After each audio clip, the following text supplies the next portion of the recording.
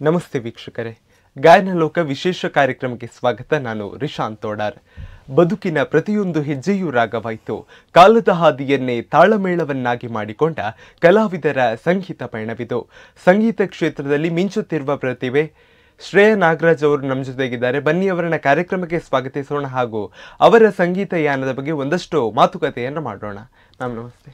ನಮಸ್ಕಾರ. ಮ್ಯಾಮ್ ಹೇಗಿದ್ದಾರೆ? ನಾವು ಸೂಪರ್. ನೀವು ಹೇಗಿದ್ದೀರಿ? ನಾನು ಆರಾಮ್. ಹೇಗೆ ನಡೀತಾ ಇದೆ ಜೀವನ?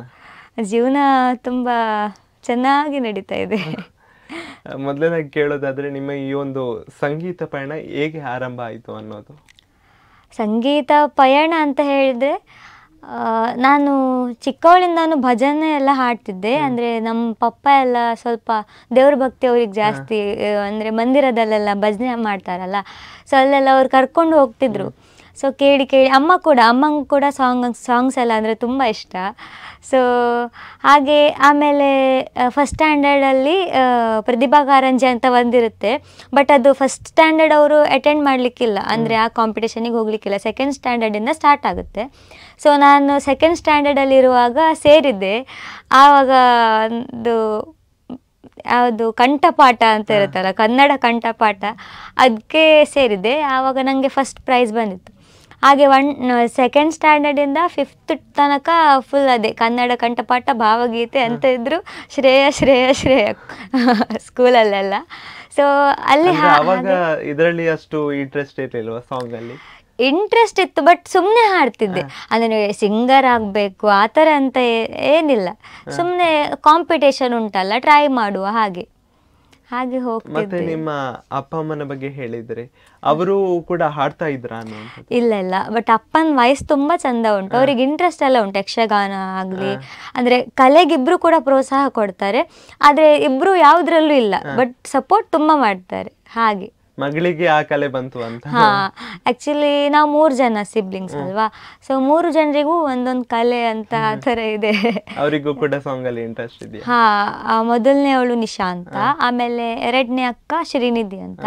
ಸೊ ಅವರು ಹಾಡ್ತಾರೆ, ಯಕ್ಷಗಾನ ಮಾಡ್ತಾರೆ, ಡ್ಯಾನ್ಸ್ ಮಾಡ್ತಾರೆ, ಎಲ್ಲದರಲ್ಲೂ ಇದ್ದಾರೆ. ಮತ್ತೆ ಮ್ಯಾಮ್, ನಿಮ್ಮ ಹುಟ್ಟಿದಂತ ಪರಿಸರದ ಬಗ್ಗೆ ಹೇಳೋದಾದ್ರೆ, ನಿಮ್ಮ ಊರು ಎಲ್ಲಿ? ನನ್ನೂರು ಕುಂದಾಪುರದ ಕಂಚುಗೋಡು ಅಂತ, ದ್ರಾಸಿ ಹತ್ರ ಬರ್ತದೆ. ಸೊ ಊರಿನಲ್ಲಿ ಕೂಡ ತುಂಬ ಸಪೋರ್ಟ್ ಮಾಡ್ತಾರೆ, ಹಾಗೆ ಎಲ್ಲರೂ ಸಪೋರ್ಟ್ ಮಾಡ್ತಾರೆ. ಮತ್ತೆ ಎಲ್ಲಿ ನಿಮ್ಮ ಪ್ರೈಮರಿ ಎಜುಕೇಶನ್ ಎಲ್ಲ ಎಲ್ಲಿ ಮಾಡಿದ್ರೆ? ಪ್ರೈಮರಿ ಎಜುಕೇಶನ್ ನಾನು ಕೊಡಪಾಡಿಯಲ್ಲಿ ಮಾಡಿದ್ದೆ, ಅದು ಗೋರ್ಮೆಂಟ್ ಸ್ಕೂಲು. ಆಮೇಲೆ ಅಲ್ಲಿಂದ 6th to 7th SV ಅಲ್ಲಿ ಮಾಡಿದ್ದೆ, ಸರಸ್ವತಿ ವಿದ್ಯಾಲಯ ಅಂತ. ಆಮೇಲೆ 8th to 10th ತನಕ SV ಅಲ್ಲೇ ಮಾಡಿದ್ದೆ. ಅದು ಬೇರೆ ಬೇರೆ ಕಡೆ ಇದೆ, ಬಟ್ ಇನ್ಸ್ಟಿಟ್ಯೂಷನ್ ಒಂದೇ. ಆಮೇಲೆ PU ತನಕ ಅಲ್ಲೇ ಮಾಡಿದೆ, SV ಅಲ್ಲೇ ಮಾಡಿದೆ. ಈಗ doctor BB Hegde first grade college ಕುಂದಾಪುರದಲ್ಲಿ ಫೈನಲ್ ಇಯರಲ್ಲಿ ಓದ್ತಾ ಇದ್ದೇನೆ. ಮ್ಯಾಮ್, ಈಗ ನಿಮ್ಮ ಒಂದು ಪ್ರತಿಭಾ ಕಾರಂಜಿ ಆಗ್ಲೇ ಹೇಳಿದ್ದೀರಿ, ಅದೆಷ್ಟೋ ಪ್ರತಿಭೆಗಳಿಗೆ ಪ್ರತಿಭಾ ಕಾರಂಜಿ ಅನ್ನುವಂಥದ್ದು ಒಂದು ವೇದಿಕೆ ಆಗಿರ್ತದೆ. ನಿಮಗೆ ಯಾವ ತರ ಅದು ವೇದಿಕೆ ಆಗಿತ್ತು ಅನ್ನುವಂಥದ್ದು? ನಂಗಂದರೆ ಭಾಷಣ ಆಗಲಿ, ಈಗ ಒಂದು ಮಗು ಇದೆ ಅಂದರೆ ಅದರ ಟ್ಯಾಲೆಂಟ್ ಎಲ್ಲಿ ನಮಗೆ ಐಡೆಂಟಿಫೈ ಮಾಡಲಿಕ್ಕಾಗ್ತದೆ, ಅದಕ್ಕೆ ಒಳ್ಳೆಯ ಒಂದು ಇದಂದರೆ ಪ್ರತಿಭಾ ಕಾರಂಜಿನಿ ಅಂತ ಹೇಳ್ಬೋದು. ಯಾಕಂದರೆ ನನಗೂ ಗೊತ್ತಿರಲಿಲ್ಲ ನಾ ಹಾಡ್ತೇನೆ, ಜಸ್ಟ್ ಒನ್ ಟ್ರೈ ಅಷ್ಟೇ. ಸೊ ನಾಗರ ಹಾವಳು ಹೂವೆ ಅಂತ ಸಾಂಗ್ ಉಂಟಲ್ಲ, ಸೊ ಆ ಸಾಂಗ್ ಹಾಡಿ ಫಸ್ಟ್ ಪ್ರೈಸ್ ತಗೊಂಡಾವಾಗಲಿಂದ ಭಾವಗೀತೆ ಆಗಿರಲಿ, ಯಾವುದೇ ಒಂದು ಕಾಂಪಿಟೇಷನ್ ಆಗಿರಲಿ, ನಂಗೆ ಪ್ರೈಸ್ ಬರ್ತಿತ್ತು. ಅದು ಫಸ್ಟ್ ಆಗಲಿ, ಸೆಕೆಂಡ್ ಆಗಲಿ, ಥರ್ಡ್ ಆಗಲಿ, 3ರಲ್ಲಿ ಒಂದು ಪ್ರೈಸ್ ಬರ್ತಿತ್ತು. ಹಾಗೆ 8th 10th ತನಕ ಹಾಗೆ ಹೋಯಿತು. ಆಮೇಲೆ 7th ಅಲ್ಲಿ ನಾನು 6th ಅಲ್ಲಿ ರಾಜ್ಯ ಮಟ್ಟಕ್ಕೆ ಕೂಡ ಸೆಲೆಕ್ಟ್ ಆಗಿದ್ದೆ. ಅಂದ್ರೆ ನೀವು ಹೇಳಿದ್ರೆ ಪ್ರತಿಭಾ ಕಾರಂಜಿಗೆ ಕೂಡ ಹೋಗಿದ್ದೆ ಅಂತ. ಅಲ್ಲಿ ನೀವು ಪ್ರತಿಭಾ ಕಾರಂಜಿಗೆ ಹೋಗೋಕೆ ನಿಮ್ಮ ಟ್ಯಾಲೆಂಟ್ ಅನ್ನು ಯಾರು ಗುರುತಿಸಿದ್ರು ಅನ್ನುವಂಥದ್ದು? ಇದು ವೆರಿ ಇಂಪಾರ್ಟೆಂಟ್, ಒಳ್ಳೆ ಕ್ವಶನ್. ನಮಗೆ ಟೀಚರ್ ಒಬ್ಬರಿದ್ರು, ಗಿರಿಜಾ ಟೀಚರ್ ಅಂತ. ಸೊ ಅಮ್ಮ ಹೇಗೆ ಕೇರ್ ಮಾಡ್ತಾರೆ, ನಮಗೆ ಪ್ರೈಮರಿಯಲ್ಲಿ ಅವರು ತುಂಬ ಅಂದರೆ ತುಂಬ ಸಪೋರ್ಟ್ ಮಾಡಿದ್ದಾರೆ. ಗಿರಿಜಾ ಟೀಚರ್ ಅಂತ, ಪ್ರೇಮಿ ಟೀಚರ್ ಅಂತ, ಮತ್ತು ವೀಣಾ ಟೀಚರ್ ಅಂತ, ಶೀಲಾವತಿ ಟೀಚರ್ ಅಂತ, ಇವರು 1 to 5th ತನಕ ಇದ್ದರು. ಇದರಲ್ಲಿ ಗಿರಿಜಾ ಟೀಚರ್ ಅವರು ನನಗೆ ಎಲ್ಲ ಕಡೆ, ಅಂದರೆ ಎಷ್ಟೇ ದೂರ ಇರಲಿ ಪ್ರತಿಭಾ ಕಾರಂಜಿ ಜಿಲ್ಲಾ ಮಟ್ಟ ತನಕ ಅಂತೂ ಹೋಗ್ತಾ ಇದ್ದೆ. ಸೊ ಅವರೇ ಕರ್ಕೊಂಡು ಹೋಗ್ತಾ ಇದ್ರು. ಮಗಳ ತರ ನೋಡ್ಕೊಳ್ತಿದ್ರು. ಸೊ ತುಂಬಾ ಖುಷಿ ಇದೆ ಅದ್ರ ಬಗ್ಗೆ. ಅಲ್ಲಿ ಯಾವ ಸ್ಪರ್ಧೆಯಲ್ಲಿ ಭಾಗವಹಿಸಿದ್ರು ಮ್ಯಾಮ್? ನಾನು ಕನ್ನಡ ಆಗಲಿ, ಇಂಗ್ಲೀಷ್ ಆಗಲಿ, ಹಿಂದಿ ಆಗಲಿ ಒಬ್ರಿಗೇನು 3-4 ಕಾಂಪಿಟೇಷನಿಗೆ ಹೋಗುವಷ್ಟೇ, ಮತ್ತು ಜಾಸ್ತಿ ಎಲ್ಲ ಮಾಡಲಿಕ್ಕಿಲ್ಲ, ಕಾಂಪಿಟೇಟ್ ಮಾಡಲಿಕ್ಕಿಲ್ಲ. ಸೊ ಎಷ್ಟರಲ್ಲಿ ಭಾಗವಹಿಸ್ಲಿಕ್ಕೆ ಆಗ್ತದೆ ಅಷ್ಟರಲ್ಲಿ ನಾನು ಇರ್ತಿದ್ದೆ ಅಷ್ಟೇ. ನಿಮ್ಮ ಕೈ ಹಿಡಿದದ್ದು ಸಂಗೀತ ಅನ್ನುವ? ಹಾ, ಸಂಗೀತ. ಅಲ್ಲಿ ನೀವು ಪ್ರತಿಭಾ ಕಾರಂಜಿಯಲ್ಲಿ ಮೊದಲು ಕಂಠಪಾಠಕ್ಕೆ ಹೋದ? ಹಾ, ಕಂಠಪಾಠಕ್ಕೆ ಸೇರಿದ್ದು. ಆವಾಗ ಚಿಕ್ಕವಳಿದ್ದೆ, ತುಂಬಾ ಅಂದ್ರೆ ತುಂಬಾ ಚಿಕ್ಕವಳಿದ್ದೆ. ಸೊ ಎಲ್ರಿಗೂ ಖುಷಿ ಆಗಿತ್ತು ಆ ಟೈಮಲ್ಲಿ. ನಂಗೆ ಈಗಲೂ ಕೂಡ ಆ ಮೂಮೆಂಟ್ ನೆನಪುಂಟು, ನಾನು ಪ್ರೈಸ್ ತಗೊಂಡಿದ್ದು, ಹಾಡಿದ್ದು ಎಲ್ಲ. ಆಗ ಅನ್ಕೊಂಡಿದ್ರ ಸಂಗೀತ ಕ್ಷೇತ್ರದಲ್ಲಿ ಇಷ್ಟು ದೊಡ್ಡ ಸಾಧನೆ ಮಾಡ್ತೀನಿ? ಇಲ್ಲ ಇಲ್ಲ, ಹಾಗಂತ ಅನ್ಕೊಂಡಿರ್ಲಿಲ್ಲ. ಸೊ ನಾನೀಗ ಸಿಂಗರ್ ಅಂತ ಒಂದು ಆಗಿದ್ದು ಪ್ರತಿಭಾ ಕಾರಂಜಿ ಎಲ್ಲ ಆಯ್ತಲ್ಲ, ಒಂದು 7th ಬಂದ್ಮೇಲೆ ಆಡಿಷನ್ ಕೊಟ್ಟಿದ್ದೆ, ಅಂದರೆ ಚಾನಲಲ್ಲಿ ಅಂತ ಅಮ್ಮ ಕರ್ಕೊಂಡು ಹೋಗಿದ್ರು. ಆವಾಗ್ಲಿಂದ ನನ್ನ ಜರ್ನಿ ಸ್ಟಾರ್ಟ್ ಆಯ್ತು. ಯಾವ ಸ್ಪರ್ಧೆಯಲ್ಲಿ ಭಾಗವಹಿಸಿದ್ರು? ಅದು ಉದಯ್ ಸಿಂಗರ್ಸ್ ಜೂನಿಯರ್ಸ್ ಅಂತ ಉದಯ್ ಟಿವಿಯಲ್ಲಿ ಟೆಲಿಕಾಸ್ಟ್ ಆಗ್ತಿತ್ತು. ಸೊ ಅದರಲ್ಲಿ ಅಮ್ಮ ಕರ್ಕೊಂಡು ಹೋಗಿದ್ರು. ನಂಗೆ ಎಂತ ಭಯಗೆ ಎಂತೆಲ್ಲ, ಎಲ್ಲರೂ ಅದು ಅವ್ರು ಕೊಡ್ತಾರಲ್ಲ ನಮ್ಮ ಬಗ್ಗೆ ಎಲ್ಲ ಬರೀಲಿಕ್ಕೆ, ಅದೆಲ್ಲ ಬರಿತಾ ಇದ್ರು, ಪೌಡ್ರೆಲ್ಲ ಹಾಕ್ಕೊಳ್ತಿದ್ರು, ತುಂಬ ರೆಡಿಯಾಗಿ ಒಬ್ಬೊಬ್ರು ಆಡಿಷನ್ ಕೊಡ್ತಿದ್ರು. ನನಗೆ ಅದ್ರ ಬಗ್ಗೆ ಅಂದರೆ ಎಂತ ಗೊತ್ತಿರಲಿಲ್ಲ. TV ಚಾನಲ್ ಆ ಥರ ಎಲ್ಲ ಏನಿಲ್ಲ, ಸುಮ್ಮನೆ ಹಾಡ್ತಾರಲ್ಲ, ನನ್ನ ಖುಷಿಗೆ ಹಾಡ್ತಿದ್ದೆ ನಾನಷ್ಟೇ. ಸೊ ಅವ್ರಿಗೆ ನನ್ನ ವಾಯ್ಸ್ ತುಂಬ ಖುಷಿ ಆಯಿತು, ವಾಯ್ಸ್ ತುಂಬ ಇಷ್ಟ ಆಗಿ 2nd ರೌಂಡಿಗೆ ಬೆಂಗಳೂರಿಗೆ ಕರೆದಿದ್ರು. ಆಮೇಲೆ ಅಲ್ಲಿ ಕೂಡ ಆಡಿಷನ್ ಕೊಟ್ಟೆ. ಅಲ್ಲಾದಮೇಲೆ 3rd ರೌಂಡ್ ಇತ್ತು, ಅಲ್ಲಿ ಕೂಡ ಆಡಿಷನ್ ಕೊಟ್ಟು ಆಮೇಲೆ 4th ರೌಂಡ್ ಮೆಗಾ ಆಡಿಷನ್ ಅಂತ ಇತ್ತು. ಅದರಲ್ಲಿ ಸೆಲೆಕ್ಟ್ ಆದಮೇಲೆ ಇದು 7th ಅಲ್ಲಿರುವಾಗ, 7th ಅಲ್ಲಿ, ಹೌದು 7th ಅಲ್ಲಿರುವಾಗ. ನಿಮಗೆ ಅಲ್ಲಿ ಹೋಗೋದಿಕ್ಕೆ ನಿಮ್ಮ ಟೀಚರ್ಸ್ ಹೇಗೆ ಸಪೋರ್ಟ್ ಮಾಡಿದ್ರು? ಆ ಟೀಚರ್ಸ್ ಎಲ್ಲ ಸ್ಕೂಲ್ ಕಡೆಯಿಂದ ಸಪೋರ್ಟ್ ಇತ್ತು. ನಾನೇನೇ ಮಾಡೋದಾದ್ರೂ ಅವರು ಹೋಗು ನೀನು ಆ ಥರನೇ ಹೇಳ್ತಿದ್ರು. ಮುಖ್ಯವಾಗಿ ಅಮ್ಮ ಮತ್ತೆ ಚಿಕ್ಕಪ್ಪ, ಆ ಟೈಮಲ್ಲಿ ಅಮ್ಮ, ಅಪ್ಪ, ಚಿಕ್ಕಪ್ಪ. ಸೊ ಇವ್ರು 3 ಜನ ಇಲ್ದಿದ್ರೆ ನಾನು ಆ ಚಾನಲ್ಗೆ ಹೋಗ್ಲಿಕ್ಕೆ ಆಗ್ತಿರ್ಲಿಲ್ಲ ಅಂತ. ಅವರಿಗೊಂದು ಧೈರ್ಯ ಇತ್ತು, ನೀವು ಹೋಗ್ತೀರಾ ಮಾಡ್ತೀರಾ ಅನ್ನುವ? ಹಾ, ಅಂದ್ರೆ ಆ ಥರ ಏನೂ ಇಲ್ಲ. ನಾನು ಅಮ್ಮಂಗೆ ಆಸೆ ಇತ್ತು ನಾನು ಈ ಥರ ಟಿವಿ ಚಾನಲೆಲ್ಲ ಬರಬೇಕು ಅಂತ. ಬಟ್ ಸೆಲೆಕ್ಟ್ ಆಗಲೇಬೇಕು, ನೀನು ಹೋಗಲೇಬೇಕು ಆ ಥರ ಅಂತ ಏನಿಲ್ಲ. ನನ್ನ ಖುಷಿಗೆ ನಾನು ಹಾಡ್ತಿದ್ದೆ ಅಷ್ಟೇ, ಒಂದು ಸಣ್ಣ ಟ್ರೈ ಅಷ್ಟೇ. ಸಣ್ಣ ಟ್ರೈ ಅಂತ ಹೋಗಿದ್ದು. ಆಮೇಲೆ ಕಾಂಪಿಟೇಷನ್ ಅಂದರೆ ಹೀಗಿರುತ್ತೆ ಅಂತ ಒಂದು ತಲೆಗೆ ಬಂತು. ಆಮೇಲೆ ಸೀರಿಯಸ್ ಆಗಿರ್ಬೇಕು, ಇನ್ನು ಮುಂದೆ ಇದರಲ್ಲೇ ಹಾಡಬೇಕು, ಇನ್ನು ಇದರಲ್ಲೇ ಮುಂದುವರಿಬೇಕು ಅಂತ ಸ್ವಲ್ಪ ಬಂತು. ಮತ್ತೆ ಕಾಲೇಜ್ ಬಗ್ಗೆ ಹೇಳಿ ಮ್ಯಾಮ್, ಕಾಲೇಜ್ ಎಲ್ಲಿ ಮಾಡಿದ್ರಿ? ಈಗ ಓದ್ತಿರೋ ಈಗ ಅಲ್ಲ, PUC ಸರಸ್ವತಿ ವಿದ್ಯಾಲಯ PU ಕಾಲೇಜ್ ಗಂಗೊಳ್ಳಿ ಅಂತ. ಅಲ್ಲಿ ಕೂಡ ಹಾಗೆ, ಅಲ್ಲಿ ಜಾಸ್ತಿ ಕಾಂಪಿಟೇಷನ್ ಅಂದರೆ PU ಅಲ್ಲಿ ಅಷ್ಟೇನು ಕಾಂಪಿಟೇಷನ್ ಎಲ್ಲ ಇರುವುದಿಲ್ಲ, ಪ್ರತಿಭಾ ಕಾರಂಜಿ ಎಲ್ಲ ಇರುವುದಿಲ್ಲ ಅಲ್ಲ. ಸೊ ಹಾಗಂತ ಕಾಂಪಿಟೇಷನಿಗೆ ಹೋಗ್ತಾ ಇರಲಿಲ್ಲ. ಉಡುಪಿಯಲ್ಲಿ ಒಂದ್ಸಲ ಕಾಂಪಿಟೇಷನ್ ಆಗಿತ್ತು, ಮತ್ತು ರೋಡ್ ಟ್ರ್ಯಾಕ್ ಕ್ಲಬ್ ವತಿಯಿಂದ ಕಾಂಪಿಟೇಷನ್ ಆಗಿತ್ತು. ಅದು 2ರಲ್ಲೂ ಕೂಡ ನನಗೆ ಪ್ರೈಸ್ ಬಂತು. ಮತ್ತೆ ಡಿಗ್ರಿ ಲೈಫ್ ಅಲ್ಲಿ? ಡಿಗ್ರಿ ಲೈಫ್ ತುಂಬಾ ಚಂದ ಉಂಟು. ಅದೇ ಗೋಲ್ಡನ್ ಮೆಮೊರೀಸ್ ಅಂತ ಹೇಳ್ತಾರಲ್ಲ. Golden memories. ಅದು ಫಸ್ಟ್ ಇಯರ್ ಇಂದ ನಾನು ಕಾಲೇಜಿಗೆ, ಅಂದರೆ ನನ್ನ ಅಕ್ಕ ಹೋಗ್ತಾ ಇದ್ಲು ಆ ಕಾಲೇಜಿಗೆ, BB ಹೆಗ್ಡೆ ಕಾಲೇಜಿಗೆ. ಅಕ್ಕ ಹೋದಾವಾಗ್ಲಿಂದ ಅವಳಿಗೆ ಅಲ್ಲಿ ಯಕ್ಷಗಾನಕ್ಕೆ ತುಂಬ ಸಪೋರ್ಟ್ ಸಿಕ್ತು. ಅವಳು BCom CA ಮಾಡ್ತಿದ್ಲು. ಯಕ್ಷಗಾನದಲ್ಲಿ ಅವಳಿಗೆ ಫಸ್ಟ್ ಪ್ರೈಸ್ ಕೂಡ ಬಂತು ಕಾಂಪಿಟೇಷನ್, ಗೋವಿಂದ ದಾಸ್ ಕಾಲೇಜಲ್ಲಿ ಕಾಂಪಿಟೇಷನ್ ಇತ್ತು. ಸೊ ತುಂಬ ಸಪೋರ್ಟ್ ಮಾಡ್ತಿದ್ರು. ಹಾಗೆ ನನಗೆ ಸಹ ಕಾಲ್ ಬಂತು, ನೀವು ಕೂಡ ಜಾಯ್ನ್ ಆಗಿ, ಅಂದರೆ ಅಲ್ಲಿ ಟ್ಯಾಲೆಂಟಿಗೆಲ್ಲ ಒಳ್ಳೆ ಸಪೋರ್ಟ್ ಇದೆ, ನೀವು ಕೂಡ ಜಾಯ್ನ್ ಆಗಿ ಅಂತ. ಈಗ ಜಾಯ್ನ್ ಆದಮೇಲೆ ಅದೇ ಕಲ್ಚರಲ್ ಅದರಲ್ಲಿ ಎಜುಕೇಷನ್ ಮತ್ತು ಅದು ಒಂದು ಒಳ್ಳೆ ರೀತಿಯಲ್ಲಿ ನಡೀತಾ ಉಂಟು. ಅದರಿಂದ ತುಂಬ ಒಳ್ಳೆ ಫ್ರೆಂಡ್ಸ್ ಎಲ್ಲ ಸಿಕ್ಕಿದ್ದಾರೆ ನನಗೆ. ಸೊ ಅದು ಖುಷಿ ಉಂಟು. ಮ್ಯಾಮ್, ಈಗ ನಮ್ಮ ಕಾರ್ಯಕ್ರಮದಲ್ಲಿ ಒಬ್ಬ ಸಿಂಗರ್ ಇದ್ದಾರೆ ಅಂದರೆ ಒಂದು ಸಾಂಗ್ ಬರಲೇಬೇಕು. ಯಾವುದು ಸಾಂಗ್ ಆಡ್ತಾರೆ? ಓಕೆ, ನಾನೀಗ ನೀವು ಹೇಳಿ, ನಾನು ಹಾಡ್ತೇನೆ. ನಿಮ್ಮ ಫೇವ್ರೆಟ್ ಹೇಳಿ, ನಾನು ಹಾಡ್ತೇನೆ. ಮೇಘ ಬಂತು ಮೇಘ, ಅದು ಹಾಡಿ ಮ್ಯಾಮ್. ಓಕೆ, ಹಾಡ್ತೇನೆ.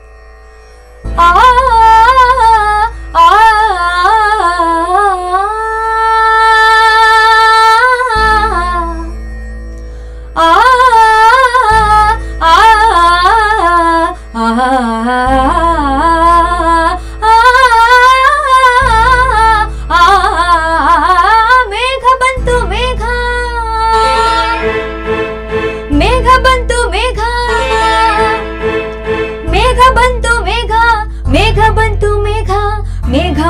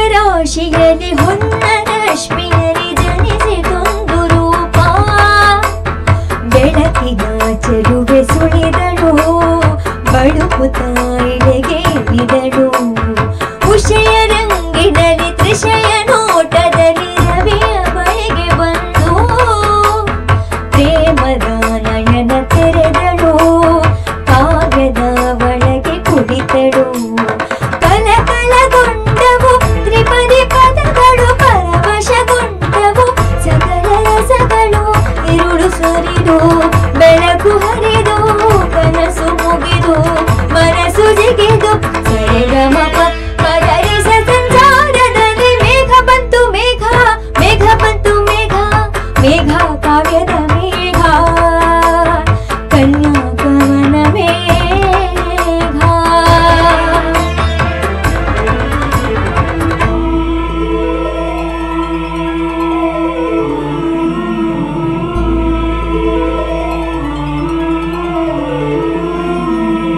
ಸಾಸ ಸಾಸ ಸಸ ಸರಿ ಗಮ ಗರಿ ಸರಿ ಧನಿ ಸರಿ ಸರಿ ದಪ ಮಪದ ಪದನಿ ಸಾಸ ಸಾಸ ಸಸ ಸರಿ ಗಮ ಗರಿ ಸರಿ ಧನಿ ಸರಿ ಸರಿ ದಪ ಗಮಪ ಗರಿ ಸರಿ ಗರಿ ಗರಿ ಗರಿ ಸರಿ ಗರಿ ರರಿ ದೈದಪ ದೈದಪ ಮಪ ಸರಿ ಗರಿ ಗಮ ಮಮ ಗರಿ ಗ ಸರಿ ಸರಿ ಸರಿ ಸರಿ ಸರಿ ನೀರೆ ನಿರಿ ದಪ ಗರಿ ಧನಿ ದಪ ಮ ಮಪದ ಬಮ ಗಮಪ ಮಗ ಸರಿ ಗರಿ ಗಮಪ ಮ ಸರಿ ಗರಿ ಗಮಪ ಮ ಕಡಿಂತ ಕತ ಜಡು ಕಡಿಂತ ಕತ ಜಡು ನಾದ ಮಂದಿರದ ವೇದ ನೆಂಚರದ ಮದುವೆ ಮಂಟಪದಲ್ಲಿ ನಲಿದವು ಲಕ್ಷ ದಕ್ಷತೆ ಪಡೆದವು ಧಾನ್ಯ ಧನ್ಯತೆ ಪ್ರೇಮ ಸಿಂಚನದ ಬಾಳ ಬಂಧನದ ಸ್ನೇಹ ಶಾಸ್ತ್ರದೊಳಗೆ ನಡೆದವು ಸಪ್ತಪದಿಗಳು ಸಂದವು ಸಕಲ ವಿಧಿಗಳು ಋತುವಿನ ಪಥದಲ್ಲಿ ಬಾಳ ರಥವಿದೆ ಪಯಣವ ಸವಿಸಲು ಪ್ರೇಮ ಜೊತೆಗಿದೆ ಇರುಳು ಸರಿದು ಬೆಳಕು ಹರಿದು ಕನಸು ಮುಗಿದು ಮನಸ್ಸು ಜಿಗಿದು ಸರಿಗಮಪ ಪದನಿಸ ಸಂಸಾರದಲ್ಲಿ ಮೇಘ ಬಂತು ಮೇಘ ಮೇಘ ಬಂತು ಮೇಘ ಮೇಘ ಕಲ್ಯಾಣ ಮೇಘ ಯೋಗ ಯೋಗದ ಮೇಘ ಮೇಘ ಬಂತು ಮೇಘ ಮೇಘ ಬಂತು ಮೇಘ ಮೇಘ ಕಲ್ಯಾಣ ಮೇಘ ಯೋಗ ಯೋಗದ ಮೇಘ ಇರುಳು ಸರಿದು ಬೆಳಕು ಹರಿದು ಕನಸು ಮುಗಿದು ಮನಸ್ಸು ಜಿಗಿದು ಸರಿಗಮಪ ಪದನಿಸ ಸಂಚಾರದಲ್ಲಿ ಮೇಘ. ಮ್ಯಾಮ್ ವಾಯ್ಸ್ ಕೇಳುವಾಗಲೇ ಮೈ ಜುಮ್ ಅನ್ನಿಸ್ತಾ ಇತ್ತು. Thank you. ತುಂಬಾ ಚೆನ್ನಾಗಿತ್ತು ಸಾಂಗ್. Thank you. ಮತ್ತೊಂದು ಹೇಳ್ಬೇಕಾದ್ರೆ ಆಗ್ಲೇ ಕಾಲೇಜ್ ಲೈಫ್ ಬಗ್ಗೆ ಮಾತಾಡ್ತಿದ್ರಿ. ಕಾಲೇಜ್ ಲೈಫ್ ನಿಮ್ಮ ಒಂದು ಕಲೆಗೆ ಬಹುದೊಡ್ಡ ವೇದಿಕೆ ಆಗಿತ್ತು ಅನ್ನುವಂಥದ್ದು. ಈಗ ಕಾಲೇಜಲ್ಲಿ ಬೇರೆ ಬೇರೆ ಕಾಂಪಿಟೇಷನ್ಸ್ಗಳು ಆಗುವುದನ್ನ ನಾವು ನೋಡ್ತಾ ಇರ್ತೇವೆ, ಫೆಸ್ಟ್ ಈ ಥರ ಯಾವುದಾದ್ರೂ ಭಾಗವಹಿಸಿದಾರ ಅನ್ನುವಂಥದ್ದು? ಕಾಲೇಜ್ ಕಡೆಯಿಂದ ನಾನು ಫಸ್ಟ್ ಇಯರಿಗೆ ಸೇರಿದಾವಾಗ್ಲಿಂದನೂ ಕಾಂಪಿಟೇಷನ್ಸ್ ಕಲ್ಚರಲ್ ಇವೆಂಟ್ಸ್ ಅಂತೂ ತುಂಬ ಅಂದರೆ ಅದಕ್ಕೆ ತುಂಬ ಸಪೋರ್ಟ್ ಮಾಡ್ತಾರೆ ನಮ್ಮ ಕಾಲೇಜಲ್ಲಿ. ಸೊ ನಾವು PPC ಕಾಲೇಜಲ್ಲಿ 3 ಫೆಸ್ಟ್ ಮಾಡ್ತಾರೆ ಅವರು. ಸೊ ಅದು ಫಸ್ಟ್ ಇಯರಲ್ಲಿ 3 ಸಲ ಹೋಗಿದ್ವಿ. 3 ಸಲ ಕೂಡ ನಾನಂದರೆ ಫೋಕ್ ಸಾಂಗ್ ಟೀಮ್ ಮಾಡ್ಕೊಂಡು ಹೋಗ್ತೇನೆ, ನನ್ನ ಕಡೆಯಿಂದ ಫೋಕ್ ಸಾಂಗ್ ಟೀಮ್ ಅಂತ. ಮತ್ತು ಪ್ಯಾಟ್ರಿಯಾಟಿಕ್ ಸಾಂಗ್ ಆಗಿರ್ಬೋದು ಎಲ್ಲ ನಾನೇ ರೆಡಿ ಮಾಡ್ತೇನೆ. ಸೊ ಎಲ್ಲದರಲ್ಲೂ ಫಸ್ಟೇ ಸಿಗ್ತದೆ, ಎಷ್ಟು ಸಲ ಹೋಗ್ತೀವಿ ಅಷ್ಟು ಸಲ ಫಸ್ಟ್. ಸೆಕೆಂಡ್ ಇಯರಲ್ಲಿ ಕೂಡ ಆಯಿತು, ಮೊನ್ನೆ ಆಯಿತು ಅಷ್ಟೇ. ಸೊ ಅದು 3 ಸಲ ಆಯಿತು, ಫೆಸ್ಟ್ 3 ಸಲ ಇತ್ತು. ಆ 3 ಸಲ ಕೂಡ ನಮಗೆ ಫಸ್ಟ್ ಚಾಂಪಿಯನ್ಶಿಪ್ಪೇ. ಮತ್ತು ಗೋವಿಂದಾಸ್ ಕಾಲೇಜ್ ಆಗಿರ್ಬೋದು, ಮತ್ತು ಬಂಡರ್ಕರ್ಸ್ ಕಾಲೇಜ್ ಆಗಿರ್ಬೋದು, ತುಂಬ ಕಾಲೇಜ್ ಕಡೆಯಿಂದ ಹೋಗ್ತೀವಿ. ಶಾರದಾ ಕಾಲೇಜ್ ಆಗಿರ್ಬೋದು ಬಸ್ರೂರಲ್ಲಿ. ಸೊ ಯಾವ ಕಡೆ ಎಲ್ಲ ಕಾಂಪಿಟೇಷನ್ಸ್ ಉಂಟು ಅಲ್ಲೆಲ್ಲ ನಮ್ಮ ಕಾಲೇಜ್ ಉಂಟು. ಸೊ ಎಲ್ಲ ಕಡೆಯಿಂದ ಪ್ರೈಸ್ ಹಾಂ, ಸಿಂಗಿಂಗ್. ಒಂದ್ಸಲ ಇದು ಸ್ಕಿಟ್ ಕೂಡ ಮಾಡಿದ್ದೆ, ಭಕ್ತ ಪ್ರಹ್ಲಾದಂದು. ಅದೊಂದು ಹೊಸ ಎಕ್ಸ್ಪೀರಿಯನ್ಸ್ ನನಗೆ. ಅಲ್ಲೆಲ್ಲ ಪಾರ್ಟಿಸಿಪೇಟ್ ಮಾಡಲಿಕ್ಕೆ ಬಂದವರು ನೀವು ಬರುವಾಗ ಒಂದು ಹೆದರ್ಬೋದಾ? ಆ್ಯಕ್ಚುಲಿ ಇದು ಒಳ್ಳೆ ಕ್ವಶನ್. ಅಂತಂದರೆ ನಮ್ಮದು ಡಾಕ್ಟರ್ BB ಹೆಗ್ಡೆ ಬಸ್ಸು ಒಂದು ಕಾಲೇಜ್ ಫೆಸ್ಟ್ ನಡೀತಾ ಉಂಟು. ಆಗ ಡಾಕ್ಟರ್ BB ಹೆಗ್ಡೆ ಬಸ್ ಹೋಗ್ತಾ ಉಂಟಂದರೆ ಎಲ್ಲರಿದ್ದು ರಿಯಾಕ್ಷನ್, ಓ ಇವ್ರು ಬಂದ್ರಲ್ಲ, ಆ ಥರ ಇವ್ರು ಯಾಕಾದ್ರೂ ಬಂದರು, ನಮಗಾದ್ರೂ ಒಂದು ಪ್ರೈಸ್ ಆದರೂ ಸಿಕ್ತಿತ್ತು, ಆ ಥರ ಎಲ್ಲ ಇರುತ್ತೆ. ಬಟ್ ಅವರೆಲ್ಲ ಆ ಥರ ರಿಯಾಕ್ಟ್ ಮಾಡುವಾಗ ನಮಗೆ ಖುಷಿ ಆಗ್ತದೆ. ಹಾಂ, ಖುಷಿ ಆಗ್ತದೆ. ಮ್ಯಾಮ್, ಈಗ ನೀವು ಅಷ್ಟು ಕಾಂಪಿಟೇಷನ್ಗಳಿಗೆ ಹೋಗ್ತಾ ಇರ್ತೀರಾ ಅಂತ ಹೇಳಿದ್ರೆ, ಅದರ ಜೊತೆಗೆ ನಿಮ್ಮ ಕಾಲೇಜ್ ಇದು ಎಕ್ಸಾಮ್ ಎಲ್ಲ ಇರುವಾಗ ಹೇಗೆ ಮ್ಯಾನೇಜ್ ಮಾಡ್ತೀರಾ? ಅದಕ್ಕೂ ಕೂಡ ಕಾಲೇಜ್ ನಮಗೆ ಎಲ್ಲೂ ಬಿಟ್ಟು ಹಾಕೋದಿಲ್ಲ ಕಾಲೇಜ್ ಅವರು. ಈಗ ಕಾಂಪಿಟೇಷನ್ ಟೈಮಲ್ಲಿ ಇಂಟರ್ನಲ್ಸ್ ಎಲ್ಲ ಬರ್ತದೆ, ಸೊ ಅವರು ರೀ ಇಂಟರ್ನಲ್ಸ್ ಅಂತ ಮಾಡ್ತಾರೆ. ಸೊ ಆವಾಗ ನಮಗೆ ಎಕ್ಸಾಮ್ ಎಲ್ಲ ಬರೀಲಿಕ್ಕೆ ಕೊಡ್ತಾರೆ. ಸೆಮ್ಮಿಗಾಗಲಿ ಅಥವಾ ಇಂಟರ್ನಲ್ಸಿಗಾಗಲಿ ಯಾವುದೇ ತೊಂದರೆ ಆಗೋ ಹಾಗೆ ಮಾಡೋದಿಲ್ಲ. ಒಳ್ಳೆ ರೀತಿಯಲ್ಲಿ ಅವರು ಕೂಡ ಸಪೋರ್ಟಿವ್ ಆಗಿದ್ದಾರೆ. ಅಂದ್ರೆ ಈಗ ಇರುವಂತಹ ಕಾಲೇಜಲ್ಲಿ ಟೀಚರ್ಸ್ಗಳು ಯಾವ ರೀತಿ ಸಪೋರ್ಟ್ ಮಾಡ್ತಾರೆ? ಅವರೇ ಈಗ ಯಾವುದಾದ್ರೂ ಒಂದು ಕಾಂಪಿಟೇಷನ್ ಇದ್ದು ಪೋಸ್ಟರ್ ನೋಡಿದರೆ ಫಸ್ಟು ಕಲ್ಚರಲ್ ಟೀಮ್ ಇದ್ದು ಮೇನ್ ಅಂತ ಇರ್ತಾರಲ್ಲ, ಸೊ ದೀಪಿಕಾ ಮ್ಯಾಮ್ ಅಂತ ಇದ್ದಾರೆ, ಕಲ್ಚರಲ್ ಕೋಆರ್ಡಿನೇಟರ್ ಈ ಸಲ. ಸೊ ಅವರು ಕೂಡ ಅಂದರೆ ಯಾವುದಾದ್ರೂ ಒಂದು ಪೋಸ್ಟರ್ ಬರಲಿ ಫಸ್ಟ್ ಒಂದು 3 ಜನರನ್ನು ಕರಿತಾರೆ, ಹೋಗೋಣ ಬೇಡ. ಈಗ ಅದು ಬೇಡ ಅಂತ ನಾವು ಯಾರು ಹೇಳೋದಿಲ್ಲ, ಅವ್ರ ಸಮೇತ ಹೇಳೋದಿಲ್ಲ. ಸೊ ಹೋಗೋದು ಎಲ್ಲ ಅದು ಪ್ರೈಸ್ ಬರಲಿ ಬರದೇ ಇರಲಿ, ಸೋಲು ಗೆಲುವು ಒಂದೇ ಥರ ನಾವು ಎಕ್ಸೆಪ್ಟ್ ಮಾಡ್ತೇವೆ. ಹೋಗ್ತೀವಿ ಎಲ್ಲ ಕಡೆ ಕಾಂಪಿಟೇಷನಿಗೆ ಹೋಗ್ತೀವಿ.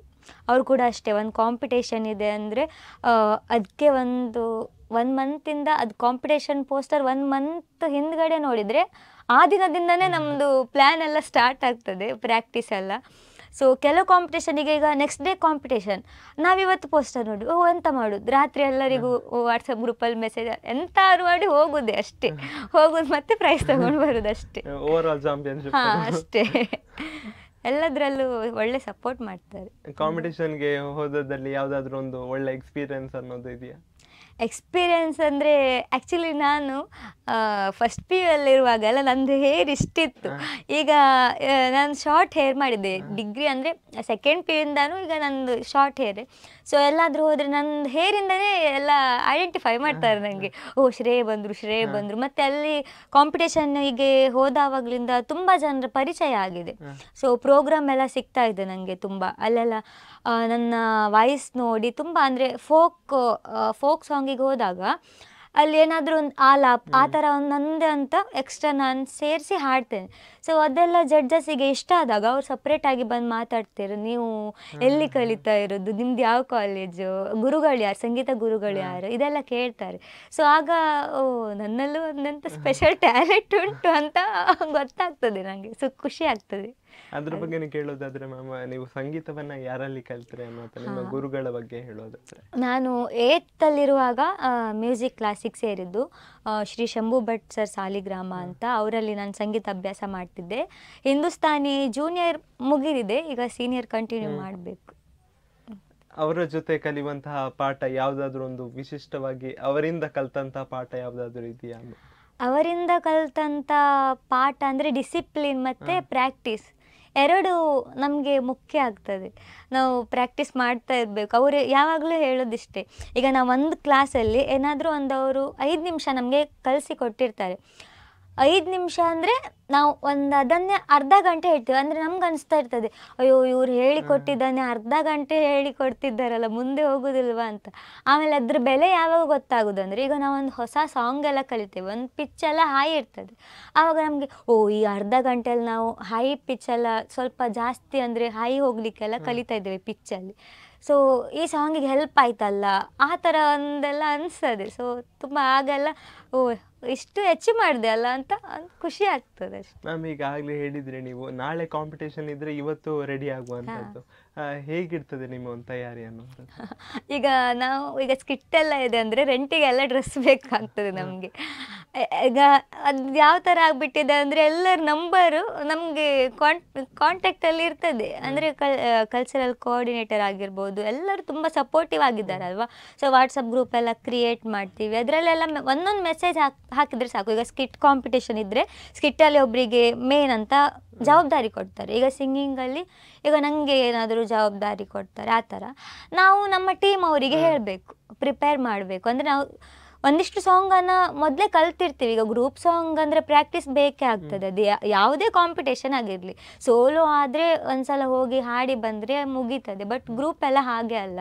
ಸೊ ಕಾಂಪಿಟೇಷನ್ ಬೆಳಿಗ್ಗೆ ಬೇಗ ಬರ್ತೀವಿ, ಬೇಗ ಬಂದು ಒಂದ್ಸಲ ಹಾಡ್ತೀವಿ. ಅದೇ ನಿದ್ದೆಗಣ್ಣಲ್ಲಿ ಸ್ವಲ್ಪ ಪ್ರಾಕ್ಟೀಸ್ ಮಾಡಿ ಆಮೇಲೆ ಅಲ್ಲಿ ಹೋಗಿ ಕಾಸ್ಟ್ಯೂಮ್ ಎಲ್ಲ ಹಾಕಿದ ನಂತರ ಅದು ಪವರೇ ಬೇರೆ ಒಂಥರ. ಸೊ ಆಗೆಲ್ಲ ಒಳ್ಳೆ ಆಗ್ತದೆ. ಆಮೇಲೆ ಹಾಡಿ ನಾನು ನಮ್ಮ ಟೀಮ್ ಅವರಿಗೆ ಹೇಳೋದಿಷ್ಟೇ, ನೀವಂತ ಭಯ ಎಲ್ಲ ಪಡೋದು ಬೇಡ. ಅವರು ಅಂದರೆ ಸ್ವಲ್ಪ ನರ್ವಸ್ ಆಗ್ತಾರೆ, ಅಯ್ಯೋ ಎಲ್ಲರೂ ಒಳ್ಳೆ ಹಾಡ್ತಿದ್ರಲ್ಲ ಅಂತ. ನಾನು ಹೇಳಿದೆ ಅಂತ ಭಯ ಎಲ್ಲ ಎಂತ ಪಡೋದು ಬೇಡ, ಪ್ರೈಸ್ ಬರಲಿ ಬಿಡಲಿ, ಒಂದು ಖುಷಿ ರೀತಿಯಲ್ಲಿ ಹಾಡಿ ಬರೋದು. ಅಂದರೆ ಆಡಿಯನ್ಸಿಗೆ ಇಷ್ಟ ಆದರೆ ಆಯಿತು, ಆಡಿಯನ್ಸಿಗೆ ಇಷ್ಟ ಆದರೆ ಪಕ್ಕ ಜಡ್ಜಸ್ಸಿಗೆ ಕೂಡ ಇಷ್ಟ ಆಗ್ತದಲ್ಲ. ಸೊ ಹಾಗೆ ಹೇಳಿ ಒಂದು ರೆಡಿ ಮಾಡಿ ಅವ್ರ ಮೈಂಡ್ ಸೆಟ್ ಕರೆಕ್ಟ್ ಮಾಡಿ, ಅಂದರೆ ಎಂಜಾಯ್ ಮಾಡಿ ಹಾಡೋ ಥರ ಮಾಡಿ ಹೋಗಿ ಹಾಡ್ತೇವೆ ನಾವು. ಮ್ಯಾಮ್, ಈಗ ನಿಮ್ಮಲ್ಲಿ ತುಂಬಾ ಕಲೆಯ ವಿಚಾರದ ಬಗ್ಗೆ ಮಾತಾಡ್ಬೋದು. ಯಾಕಂತ ಹೇಳಿದ್ರೆ ಯಕ್ಷಗಾನದಲ್ಲೂ ಇದ್ದೀರಾ, ಸ್ಪೀಚಲ್ಲೂ ಇದ್ದೀರಾ, ಹುಲಿವೇಷದಲ್ಲೂ ಇದ್ದೀರಾ, ಈ ತರ ತುಂಬಾನೇ ವಿಚಾರದ ಬಗ್ಗೆ ಮಾತಾಡ್ಬೋದು. ಈಗ ನೀವು ಸ್ಪೀಚಿಗೆ ಯಾವಾಗ ಬಂದ್ರಿ ಅನ್ನುವಂಥದ್ದು? ಸ್ಪೀಚಿಗಂದರೆ ನಾನು 8th ಇರುವಾಗ January 12th ವಿವೇಕಾನಂದರ ಬಗ್ಗೆ ಭಾಷಣ ಮಾಡಲಿಕ್ಕೆ ಕೊಟ್ಟಿದ್ರು ನಮಗೆ. ಸೊ ಆವತ್ತು ನಾನು ಅದು ಫಸ್ಟ್ ಟೈಮ್ ನಂದು, ಅಂದರೆ ಫಸ್ಟ್ ಟೈಮ್ ಅಂದರೆ ಈಗ ಪ್ರೈಮರಿಯಲ್ಲೆಲ್ಲ ಪಾರ್ಟಿಸಿಪೇಟ್ ಮಾಡ್ತಿದ್ದೆ, ಅದು ಬೇರೆ. ಅದು ನಮ್ಮದು ಕುಂದಾಪುರ ಕನ್ನಡದಲ್ಲಿ ಎಂತ ಒಟ್ಟರಾಶಿ ಮಾತಾಡಿ, ಅಂದರೆ ಒಂದು ಟಾಪಿಕ್ ಬಗ್ಗೆ ಆಶು ಭಾಷಣ, ಪಿಕ್ ಆ್ಯಂಡ್ ಸ್ಪೀಚ್ ಇದೆಯಲ್ಲ ಅದ್ರ ಬಗ್ಗೆ ಎಲ್ಲ ಮಾತಾಡಿ ಬರ್ತಿದ್ದೆ. ಬಟ್ ಇದಂದರೆ ತುಂಬ ಜನ ಎಲ್ಲ ಇರ್ತಾರಲ್ಲ, ಸೊ ಆ ಥರ ಎಂತಾದರೂ ಬಾಯ್ ಹಾಟ್ ಹಾಕಿ ಹೋಗ್ಬೇಕು, ಅವ್ರ ಬಗ್ಗೆ ಎಲ್ಲ ತಿಳ್ಕೊಂಡು ಮಾತಾಡಬೇಕು, ಸ್ಟೇಜಲ್ಲಿ ಮಾತಾಡಬೇಕು ಪ್ರೈಸ್ ಬಂದರೆ. ಸೊ ಈಗ ಸ್ವಲ್ಪ ಜವಾಬ್ದಾರಿ ಇತ್ತು ಆಗ 8th ನಾನು ಕಾಂಪಿಟೇಷನಿಗೆ ಸೇರಿದ್ದೆ. ನಾನು ಕಾಂಪಿಟೇಟರ್ಸ್ ಇದ್ದಿದ್ರು ತುಂಬ ಜನ ನಮ್ಮ ಸ್ಕೂಲ್ ಅವರೇ. ಆಗ ನಾನು ಅಂದ್ಕೊಂಡಿರಲಿಲ್ಲ ನನಗೆ ಪ್ರೈಸ್ ಬರ್ತದೆ ಅಂತ, ಅಂದರೆ ನಾನು ಫಸ್ಟ್ ಟೈಮ್ ಅಲ್ಲ. ಆಮೇಲೆ ಪ್ರೈಸ್ ಬಂತು, ನಂಗೆ ತುಂಬ ಖುಷಿ ಆಯಿತು. ಪ್ರೈಸ್ ಬಂದಿದ್ದು ಖುಷಿ ಜೊತೆ ಇನ್ನೊಂದು ಹೆದರಿಕೆ ಸಮೇತ ಇತ್ತು. ಲಾಸ್ಟ್ ಅಂದರೆ ಗ್ರ್ಯಾಂಡಾಗಿ ಒಂದು ಪ್ರೋಗ್ರಾಮ್ ಮಾಡ್ತಾರೆ ವಿವೇಕಾನಂದರ ಬಗ್ಗೆ, ಅಲ್ಲಿ ನಾನು ಭಾಷಣ ಮಾಡಬೇಕು, ಅಲ್ಲಿ ತುಂಬ ಜನ ಇರ್ತಾರೆ. ಸೊ ಅದೊಂದು ಟೆನ್ಷನ್ ಇತ್ತು. ಆಮೇಲೆ ಇಡೀ ದಿನ ಒಂದೇ ಅಮ್ಮ ಒಂದು ಚೀಟಿಯಲ್ಲಿ ಬರೆದು ಕೊಟ್ಟಿದ್ದು ನನಗೆ 8th, ಅದನ್ನೇ ಕಲ್ತು ಒಂದು ಅಕ್ಷರ ತಪ್ಪಿಲ್ದಂಗೆ ಹೇಳಿ ಬಂದಿದ್ದೆ. ಸೊ ಅಲ್ಲಿಂದ ನನ್ನ ಜರ್ನಿ ಸ್ಟಾರ್ಟ್ ಆಯಿತು. ನಿಮಗೆ ಸ್ಟೇಜ್ ಫಿಯರ್ ಇರಲಿಲ್ಲ? ನೀವು ಸಾಂಗ್ ಅಲ್ಲಿ ಇದ್ರಲ್ಲ, ಸ್ಟೇಜ್ ಫಿಯರ್ ಅಂತ ಇರಲಿಲ್ಲ, ಬಟ್ ಆದರೂ ಒಂದು ಇರ್ತದೆ ನನ್ನ ಮೈಂಡಲ್ಲಿ. ಅಂದರೆ ನಾನು ಖುಷಿಗೆ ಹಾಡ್ತೇನೆ, ಅದೆಷ್ಟೇ ದೊಡ್ಡ ಕಾಂಪಿಟೇಷನ್ ಆಗಿರಲಿ, ನಂಗೆ ಕಾಂಪಿಟೇಷನ್ ಅಂತ ಆ ಥರ ಅಂತ ಇರೋದಿಲ್ಲ. ನಂಗೆ ಹೇಗೆ ಬೇಕು ಆ ಥರ ನಾನು ಖುಷಿಗೆ ಹಾಡ್ತೇನೆ ನಾನು ಅಷ್ಟೇ. ಮತ್ತು ಕಾಂಪಿಟೇಷನ್ ಅನ್ನೋದೊಂದು ಸೀರಿಯಸ್ನೆಸ್ ಇದ್ದೇ ಇರುತ್ತೆ. ಅಂದರೆ ಅಮ್ಮನೇ ಜಾಸ್ತಿ ನಂಗೆ ಹೇಳು, ಕಾಂಪಿಟೇಷನ್ ಸೀರಿಯಸ್ ಆಗಿರು. ನಾನು ಇಲ್ಲ, ನನಗೆ ಸೀರಿಯಸ್ನ ಅಷ್ಟೊಂದು ಅದೆಲ್ಲ ಇಲ್ಲ, ಸುಮ್ಮನೆ ಹಾಡಿ ಬರೋದಷ್ಟೇ. ಮ್ಯಾಮ್, ಈಗ ಯಕ್ಷಗಾನದ ಕಡೆ ಯಾವಾಗ ಒಲವು ಬಂತು ಅನ್ನುವಂಥದ್ದು? ಆ್ಯಕ್ಚುಲಿ ಇದ್ರ ಬಗ್ಗೆ ಹೇಳಬೇಕಂದ್ರೆ ನಮ್ಮ ಅಪ್ಪನಿಗೆ ಯಕ್ಷಗಾನ ಅಂದರೆ ತುಂಬ ಇಷ್ಟ. ಅವರು ಅಂದರೆ ನಮ್ಮ ಏಜೆಲ್ಲ ಇರುವಾಗ ಎಲ್ಲೆಲ್ಲೋ ದೂರಿಗೆಲ್ಲ ಹೋಗಿ ಅವ್ರದ್ದೊಂದು ಗ್ಯಾಂಗ್ ಇತ್ತಂತೆ, ಯಕ್ಷಗಾನ ನೋಡ್ಲಿಕ್ಕೆ ಹೋಗೋದಂತೆ, ಟೆಂಪೋ ಮಾಡಿಕೊಂಡು ನೋಡ್ಲಿಕ್ಕೆ ಹೋಗೋದಂತೆ. ಸೊ ಆಮೇಲೆ ಅವರೇ ಚಂಡೆ ಥರ, ಅಂದರೆ ಚಂಡೆ ಇಲ್ಲ ಬಟ್ ಚಂಡೆ ಥರ ನುಡಿಸಿ, ಅಂದರೆ ಒಬ್ಬ ಭಾಗವತರ ಥರ ಮಾಡಿ ಇವರೇ 3 ಜನ ಒಂದು ಆಟದ ಥರ, ಅಂದರೆ ಜಸ್ಟ್ ನಾವೀಗ ಆಡ್ತೀವಲ್ಲ ಹಿಂಗೆ, ಅವ್ರಿಗೆ ಅದೇ ಆಟ, ಯಕ್ಷಗಾನ ಮಾಡೋದೇ ಒಂದು ಆಟ. ಸೊ ಆ ಥರ ಎಲ್ಲ ಇತ್ತಂತೆ. ಸೊ ಹಾಗೆ ನನ್ನ 2ನೇ ಅಕ್ಕನಿಗೆ ಯಕ್ಷಗಾನದ ಬಗ್ಗೆ ಇಂಟ್ರೆಸ್ಟ್ ಜಾಸ್ತಿ ಇತ್ತು. ಸೊ ರಾಮಚಂದ್ರ ಭಟ್ ಸರ್ ಹೆಮ್ಮಾಡಿ ಅಂತ, ಅವ್ರ ಹತ್ರ ನಾವು ಹೆಜ್ಜೆ ಕಲಿತ್ವಿ. ನಾನು ಥರ್ಡ್ ಸ್ಟ್ಯಾಂಡರ್ಡಲ್ಲಿ ಇದ್ದೆ ಫಸ್ಟ್ ವೇಷ ಹಾಕುವಾಗ. ಅಕ್ಕ ಇದ್ಲು, ಎಷ್ಟನೇ ಕ್ಲಾಸಲ್ಲಿ ಅಂತ ಗೊತ್ತಿಲ್ಲ, ಬಟ್ ನಾವು 3 ಜನ ಕೂಡ ಸೇರಿದ್ವಿ. ಬರ್ತದೇ ಇಲ್ಲೋ ಸೆಕೆಂಡರಿ, ಬಟ್ ಸೇರಿಸ್ಲಿಕ್ಕೆ 3 ಜನರಿಗೆ ಸಹ ಸೇರಿಸಿದ್ರು ಅಮ್ಮ. ಸೊ ನಾನು ಅಲ್ಪ ಸ್ವಲ್ಪ ಯಕ್ಷಗಾನ ಕಲಿತೆ, ಹೆಜ್ಜೆ ಎಲ್ಲ ಕಲಿತೆ, ಒಂದು 3ರಿಂದ 8th ತನಕ ಕಲಿತೆ. ಹೌದು. ಆಮೇಲೆ 8th ಲಾಸ್ಟ್ ನಾನು ವೇಷ ಹಾಕಿದ್ದು. ಅಂದರೆ ಆಮೇಲೆ ಭಾಗವತಿಕೆ ಟ್ರೈ ಅಂದರೆ ಅಮ್ಮ ಕ್ಲಾಸಿಗೆ ಹೋಗುವ ಹಾಕ್ತೀನಿ ಅಂತ ಹೇಳ್ತಾ ಇದ್ರು. ಈಗ ಒಂದು ಸಿಂಗರ್ ಅಂತ ಐಡೆಂಟಿಟಿ ಸಿಕ್ಕ ಮೇಲೆ ನಾನೇ ಹೇಳ್ತಿದ್ದೆ, ಬೇಡ ಅಮ್ಮ, ಒಂದು ದಾರಿ ಉಂಟಲ್ಲ, ಮತ್ತೆ ಭಕ್ತಿಗೀತೆ ಹಾಡುವಾಗ ಆ ಶೈಲಿ ಬಂದರೆ ನಮಗೆ ಸುಗಮ ಸಂಗೀತ ಅದು ಸ್ವಲ್ಪ ಕಷ್ಟ ಆಗ್ತದೆ, ವಾಯ್ಸ್ ಕೂಡ ಚೇಂಜ್ ಆಗ್ಬೋದು, ಬೇಡ ಅಂತ. ಅಪ್ಪ ಕೂಡ ಹಾಗೆ, ಬೇಡ, ಮತ್ತೆ ಇಂಟ್ರೆಸ್ಟ್ ನಿಂಗೆ ಇಷ್ಟ ಇದ್ರೆ ನೀನು ಹೋಗ್ಬೋದು, ಹಾಗೆ ಅವ್ರದ್ದಂತ ಅಡೆತಡೆ ಇಲ್ಲ. ನಂಗೆ ಯಾವುದ್ರಲ್ಲಿ ಇಂಟ್ರೆಸ್ಟ್ ಉಂಟು ಅದರಲ್ಲಿ ಅವ್ರು ಇವತ್ತಾದ್ರೆ ಇವತ್ತೇ ಸೇರಿಸ್ತಾರೆ, ಹಾಗೆ. ಮತ್ತೆ ಹುಲಿವೇಷದ ಬಗ್ಗೆ ಹೇಳಿ ಮ್ಯಾಮ್, ಅದನ್ನು ನೋಡಿದೆ. ನಮ್ಮ ಕಡೆ ಎಲ್ಲ ನವರಾತ್ರಿ ಟೈಮಲ್ಲಿ ಹುಲಿವೇಷ ಎಲ್ಲ ಜಾಸ್ತಿ ಹಾಕ್ತಾರಲ್ಲ, ನಂಗೆ ಕೂಡ ಇಂಟ್ರೆಸ್ಟ್ ಇತ್ತು ಹಾಕಬೇಕಲ್ಲ ಅಂತ. ಬಟ್ ನಮ್ಮ ಕಡೆ ಗರ್ಲ್ಸ್ ಎಲ್ಲ ಹಾಕುದಿಲ್ಲ, ವೇಷ ಎಲ್ಲ ಹಾಕುದಿಲ್ಲ. ಸೊ ನನ್ನ ಮಾವ ಇದ್ದಿದ್ರು ಚಂದ್ರ ಗಂಗೊಳ್ಳಿ ಅಂತ, ಸೊ ಅವ್ರದ್ದೊಂದು ಟೀಮ್ ಇತ್ತು ಹುಲಿವೇಷದ್ದು. ಸೊ ಆ ದಿನ ನಾನು ಹಠ ಮಾಡಿಕೊಂಡು ಅಜ್ಜಿ ಮನೆಗೆ ಹೋಗಿದ್ದೆ. ವೇಷ ಹಾಕು ಹಿಂದಿನ ದಿನ ನಾನು ಹಾಕಿಯೇ ಹಾಕ್ತದೆ, ಏನಾದರೂ ಆಗಲಿ ಮಾವನ ಹತ್ರ ಹೇಳಿ ಈ ಸಲ ಒಂದು ಹಾಕಿದೆ. First PU ಅಲ್ಲಿದ್ದೆ. ಆಗ ನನ್ನ ಫ್ರೆಂಡ್ ಒಬ್ಬಳು ಕೂಡ ಇದ್ಲು, ಮಹಿಮಾ ಅಂತ. ಅವಳು ಕೂಡ ಹಾಕ್ತೇನೆ ಅಂತ ಹೇಳಿದ್ಲು. ಇಬ್ಬರು ಪ್ಲ್ಯಾನ್ ಮಾಡಿ ಹೋಗಿದ್ವಿ. ಸೊ ಮಾವ ಅಣ್ಣನಿಗೆ ಕಳಿಸಿ ಕೊಟ್ಟಿದ್ರು ಬೆಳಗ್ಗೆ ಅಜ್ಜಿ ಮನೆಗೆ, ವೇಷ ಹಾಕ್ತೇನೆ ಬಾ ಅಂತ. ಅಮ್ಮ ಇಲ್ಲ, ಅಮ್ಮ ಮನೆಯಲ್ಲೇ. ಅಮ್ಮನಿಗಾಗ ಬೇಡ, ಹುಡುಗರು ಮಾತ್ರ ಹೋಗ್ತಾರಲ್ಲ, ಬೇಡ ಸರಿ ಆಗುದಿಲ್ಲ ಆ ಥರ ಎಲ್ಲ ಹೇಳಿದ್ರು. ಆದರೆ ನಾನು ನನ್ನ ಚಿಕ್ಕಮ್ಮನಿಗೆ ಕರ್ಕೊಂಡು ಹೋದೆ ವೇಷ ಹಾಕೋ ಕಡೆ. ಸೊ ಅಲ್ಲಿ ಒನ್ ಡೇ ಫುಲ್ ವೇಷ ಹಾಕೊಂಡು. ಯಾವಾಗ ಹಾಕಿದ್ದು? ನಾನು ಫಸ್ಟ್ PU ಅಲ್ಲಿ ಇರುವಾಗ, ಇಸ್ವಿ ನೆನಪಿಲ್ಲ. ಅದನ್ನ ಕಂಟಿನ್ಯೂ ಮಾಡಲಿಲ್ಲ. ಇಲ್ಲ, ಒಂದ್ಸಲ ವೇಷ ಹಾಕಿದ್ದೆ, ಬಟ್ ಹೀಗೆ ಕುಣಿತೇನೆ ನಾನು. ಅಂದ್ರೆ ಈಗ ನಮ್ಮ ಕಡೆ ಅಂದ್ರೆ ಮನೆಯಲ್ಲೆಲ್ಲ ವೇಷದವರು, ಹುಲಿ ವೇಷದವ್ರು ಬರ್ತಾರೆ, ಅವ್ರ ಜೊತೆ ಎಲ್ಲ ಕುಣಿತೇನೆ ನಾನು. ಇನ್ನು ಪ್ಲಾನ್ ಇದೆ, ಇನ್ನು ಆರಂಭ ಆಗ್ತದಲ್ಲ? ಇನ್ನು ಪ್ಲಾನ್ ಉಂಟು, ಬಟ್ ಗರ್ಲ್ಸ್ ಯಾರಾದ್ರೂ ಜಾಯಿನ್ ಆದ್ರೆ ತುಂಬಾ ಒಳ್ಳೇದಾಗ್ತದೆ. ಹಾ, ಮತ್ತೊಂದು ನಿಮ್ಮ ಬಹುದೊಡ್ಡ ವೇದಿಕೆ ಅಂತ ಹೇಳಿದ್ರೆ ಕನ್ನಡ ಕೋಗಿಲೆ, ಇದರ ಬಗ್ಗೆ ಎಕ್ಸ್ಪೀರಿಯನ್ಸ್ ಹೇಳಿ. ಕನ್ನಡ ಕೋಗಿಲೆಯಲ್ಲಿ ನಾನು ಮೆಗಾ ಆಡಿಷನ್ ಕೊಟ್ಟಿದ್ದು ಕೆನರಾ ಕಾಲೇಜಲ್ಲಿ ಮ್ಯಾಂಗ್ಳೂರಲ್ಲಿ. ಆಗ ಸುನೀತಾ ಮ್ಯಾಮ್ ಇದ್ದಿದ್ರು ನಮಗೆ ಜಡ್ಜ್ ಆಗಿ ಫಸ್ಟ್ ರೌಂಡಲ್ಲಿ. ಮತ್ತು ನಿರ್ಮಲಾ ಮ್ಯಾಮ್ ಅಂತ ಇದ್ದಿದ್ರು. ಆಮೇಲೆ ಚಂದನ್ ಶೆಟ್ಟಿ ಅವರು ಕೂಡ ಬಂದಿದ್ದರು ಅಲ್ಲಿ ಮಂಗಳೂರಲ್ಲಿ. ಸೊ ಸುನೀತಾ ಮ್ಯಾಮ್ಗೆ ನಾನು ಊರ ಕಣ್ಣು ಸಾಂಗ್ ಹಾಡಿದ್ದೆ. ಅದು ಅವ್ರಿಗೆ ತುಂಬ ಇಷ್ಟ ಆಗಿತ್ತು. ಆ ಒಂದೇ ಸಾಂಗಿಗೆ ನನ್ನನ್ನು ಸೆಲೆಕ್ಟ್ ಮಾಡಿದ್ರು ಅವರು. ಮತ್ತು ನೆಕ್ಸ್ಟ್ ಯಾವುದೇ ರೌಂಡ್ ಆಗಲಿ ಆ ಥರ ಎಂತ ಸಹ ಮಾಡಲಿಲ್ಲ. ಇಂಟರ್ವ್ಯೂ ಥರ ಮಾಡಿದರು. ಅಂದರೆ ನಮ್ಮ ಬಗ್ಗೆ ಎಲ್ಲ ಅವರಿಗೆ ಗೊತ್ತಾಗಬೇಕಲ್ಲ ನಾವು ಎಂತ ಮಾಡ್ತಾ ಇರೋದಂತೆಲ್ಲ. ಸೊ ಆ ಥರ ಮಾಡಿದರು. ಆಮೇಲೆ ಡೈರೆಕ್ಟ್ ಮೆಗಾ ಆಡಿಷನ್ ಇತ್ತು. ಮೆಗಾ ಆಡಿಷನಲ್ಲಿ ನನಗೆ ಊರ ಕಣ್ಣು ಸಾಂಗೇ ಕೊಟ್ಟಿದ್ದರು. ಮೆಗಾ ಆಡಿಷನಲ್ಲಿ ನಾನು ಪ್ರಾಕ್ಟೀಸ್ ಟೈಮಲ್ಲೆಲ್ಲ ತುಂಬ ಚೆಂದ ಹಾಡ್ತಿದ್ದೆ. ಅಂದರೆ ನಾನು ಹೇಳ್ತಾ ಇಲ್ಲ ನಾನು ಚೆಂದ ಹಾಡ್ತಿದ್ದೆ ಅಂತ, ತುಂಬ ಜನ ಎಲ್ಲ ಹೇಳ್ತಿದ್ರು ನೀ ಪಕ್ಕ ಸೆಲೆಕ್ಟ್ ಆಗ್ತೆ ಅಂತ. ಅಲ್ಲಿ ಎಂತ ಆಯ್ತಂದರೆ ನಾ ಆ ಟೈಮಲ್ಲಿ ಸಂಗೀತ ಕಲಿತಾ ಇರಲಿಲ್ಲ. ಶ್ರುತಿ ಜ್ಞಾನ ಅಂಥದ್ದು ಅಷ್ಟೇನಿರಲಿಲ್ಲ ನನಗೆ. ಈಗ ಎದುರಿಗೆಲ್ಲ ಮಾನಿಟರ್ ಇರ್ತದೆ, ಯಾವ ಥರ ಸೌಂಡ್ಸ್ ಬೇಕು, ಶ್ರುತಿ ಇಟ್ಕೊಂಡು ಪ್ರಾಕ್ಟೀಸ್ ಮಾಡಬೇಕು, ಆ ಥರ ಎಲ್ಲ ಅಂತ ಇರಲಿಲ್ಲ. ಸೊ ಕ್ಲಾಸಿಗೆ ಜಾಯಿನ್ ಆದಮೇಲೆ ಶ್ರುತಿ, ಲಯ, ತಾಳ ಅದ್ರ ಬಗ್ಗೆ ಸ್ವಲ್ಪ ಜ್ಞಾನ ಬಂತು. ಸೊ ಆಗ ನಂದು ಹಾಡುವಾಗ ಸ್ವಲ್ಪ ಶ್ರುತಿ ಮಿಸ್ ಆಯಿತು. ಸೊ ಆ ಕಾರಣ, ಒಂದೇ ಒಂದು ಕಾರಣದಿಂದ ನಾನು ಮೆಗಾ ಆಡಿಷನಲ್ಲಿ ಸೆಲೆಕ್ಟ್ ಆಗಲಿಲ್ಲ. ಇಲ್ಲಾದರೆ ಒಳ್ಳೆ ಜರ್ನಿ ಕಂಟಿನ್ಯೂ ಆಗ್ತಿತ್ತು. ನೀವೀಗ ಈವೆಂಟ್ಸ್ ಅಲ್ಲಿ ಹಾಡ್ತಾ ಇದ್ದವರು, ಅಲ್ಲೊಂದು ವೇದಿಕೆಯಲ್ಲಿ ಹೋಗುವಾಗ ತುಂಬಾನೇ ಡಿಫ್ರೆನ್ಸ್ ಇರ್ತದೆ. ಅಲ್ಲಿ ಹೇಗೆ ನಿಮ್ಗೆ ಒಂದು ಅನುಭವ ಆಯ್ತು? ಅಂದ್ರೆ ಟಿವಿ ಶೋ, ರಿಯಾಲಿಟಿ ಶೋಸ್ ಅಥವಾ ನಾನು ಸುಗಮ ಸಂಗೀತ ಆ ತರ ಎಲ್ಲ ಕೊಡ್ತೇನೆ. ನೀವು ಈವೆಂಟ್ಸ್ ಅಂತ ಹೋಗ್ತೀರಲ್ಲ, ಅಲ್ಲಿ ಡಿಫ್ರೆನ್ಸ್ ನಿಮ್ಗೆ ಕಾಣ್ತದೆ? ಅಲ್ಲಿ ವೇದಿಕೆಯಲ್ಲಿ, ಒಂದು ಬಹುದೊಡ್ಡ ವೇದಿಕೆಯಲ್ಲಿ ನೀವು ಪರ್ಫಾರ್ಮೆನ್ಸ್ ಕೊಡುವಂತದ್ದು ಯಾವ ರೀತಿಯಾದಂತ ಒಂದು ಎಕ್ಸ್ಪೀರಿಯನ್ಸ್ ಇತ್ತು? ಈಗ ವೇದಿಕೆ ಅಂದಮೇಲೆ ಒಂದೊಂದು ವೇದಿಕೆ ಒಂದೊಂದು ಥರ ಇರ್ತದೆ. ಈಗ ನಾವು ಸುಗಮ ಸಂಗೀತ ಅಂದರೆ ಈಗ ಬ್ರಹ್ಮೋಪದೇಶ ಆಗಿರ್ಬೋದು, ಈಗ ಮದುವೆ ಕಾರ್ಯಕ್ರಮದಲ್ಲೂ ಕೂಡ ಭಕ್ತಿಗೀತೆಯನ್ನು ಹಾಡಲಿಕ್ಕೆ ಕರೀತಾರೆ. ಸೊ ಅದ್ರ ಬಗ್ಗೆ ನನಗೆ ತುಂಬ ಖುಷಿ ಉಂಟು. ಭಕ್ತಿಗೀತೆ ಈಗ ಎಲ್ಲ ಜನ ತುಂಬ ಕೇಳ್ತಾರೆ. ಸೊ ಹಾಗೆ ಬ್ರಹ್ಮಕಲಶೋತ್ಸವ ಆಗಿರ್ಬೋದು, ಬ್ರಹ್ಮೋಪದೇಶ ಆಗಿರ್ಬೋದು, ದೇವರ ಪೂಜೆ ಕಾರ್ಯಕ್ರಮ ಆಗಿರ್ಬೋದು, ಎಲ್ಲ ಕಡೆ ಭಕ್ತಿಗೀತೆಗೆಲ್ಲ ತುಂಬ ಕರೀತಾರೆ. ಅಲ್ಲಿ ಭಕ್ತಿಗೀತೆ ಎಕ್ಸ್ಪೀರಿಯನ್ಸ್ ಆದರೆ ಈಗ ನಾವು ಈವೆಂಟ್ಸ್ ಎಲ್ಲ ವಹಿಸ್ಕೊಳ್ತೇವೆ. ರಿಸೆಪ್ಷನ್ ಆಗಿರ್ಬೋದು, ಆಮೇಲೆ ಮೆಹಂದಿ ಆಗಿರ್ಬೋದು, ಆಮೇಲೆ ಮದುವೆದು ಸ್ವಲ್ಪ ಕಮ್ಮಿ, ನಾನು ಹೋಗೋದಿಲ್ಲ. ಮತ್ತು ಅಲ್ಲಿ ಬೇರೆ ಥರ ಅವ್ರು ಕೇಳಿ ಸಾಂಗ್ಸ್ ಎಲ್ಲ ನಾವು ಹಾಡಬೇಕು ಆ ಥರ. ಇಲ್ಲಿ ನಾವು ಕಲಿತ ಸಾಂಗ್ ಅವರಿಗೆ ಹಾಡಿದರೆ ಕೆಲವು ಸಲ ಅವ್ರು ಸಹ ಕೇಳ್ತಾರೆ ಇಂಥದ್ದು ಹಾಡಿ ಭಕ್ತಿಗೀತೆ, ಅವ್ರು ಸಹ ಒಂದು ಡಿಮ್ಯಾಂಡ್ ಇರ್ತದೆ ಅವ್ರದ್ದು. ಸೊ ಅದು ನಮ್ಮ ಜವಾಬ್ದಾರಿ ಕಲ್ತ್ಕೊಂಡು ಹೋಗಿದ್ದು. ಇಲ್ಲಾದರೆ ಅವರಿಗೆ ಎಂತ ಕರೆದಿದ್ದು ಮಾರೆ, ನಾನು ಹೇಳಿದ ಹಾಡು ಹಾಡಲೇ ಇಲ್ಲ, ಆ ಥರ ಬರ್ತದಲ್ಲ. ಸೊ ಆ ಥರ ಎಲ್ಲ ಬರಬಾರ್ದಂದ್ರೆ ನಾವು ಕಲಿಬೇಕು. ಸೊ ಆ್ಯಕ್ಚುಲಿ ನನ್ನ ಪ್ರೋಗ್ರಾಮಲ್ಲಿ ಅಂತ ಅಂದರೆ ಅವರು ಬರೆದು ಕೊಡ್ತಾರೆ ಯಾವ ಸಾಂಗ್ ಬೇಕಂತ. ಸೊ ನಾನು ಹಂಗೆ ಆನ್ ಸ್ಪಾಟ್ ಹಾಗೆ ಹಾಡ್ತೀನಿ, ಹಾಗೇನಿಲ್ಲ. ಮೂವಿ ಸಾಂಗ್ಸ್ ಅಂದರೆ ಮೂವಿ ಸಾಂಗ್ಸ್ ಕೂಡ ಹಾಡ್ತೀನಿ, ಎಲ್ಲ ಥರದ್ದು ಹಾಡು. ನಿಮಗೆ ಯಾವ ಥರ ಸಾಂಗ್ ಇಷ್ಟ? ನನಗೆ ಆ್ಯಕ್ಚುಲಿ ಭಕ್ತಿಗೀತೆ, ಭಾವಗೀತೆ ಅದೇ ತುಂಬ ಇಷ್ಟ. ಹಾಗಂತ ಮೂವಿ ಸಾಂಗ್ಸ್ ಎಲ್ಲ ಇಷ್ಟ ಇಲ್ಲ ಅಂತ ಏನಿಲ್ಲ. ನನ್ನ ವಾಯ್ಸ್ ಫಾಸ್ಟ್ ಬೀಟ್ ಸಾಂಗ್ಸಿಗೆಲ್ಲ ತುಂಬ ಶೂಟ್ ಆಗ್ತದೆ, ಎಲ್ಲರೂ ಹೇಳ್ತಾರೆ.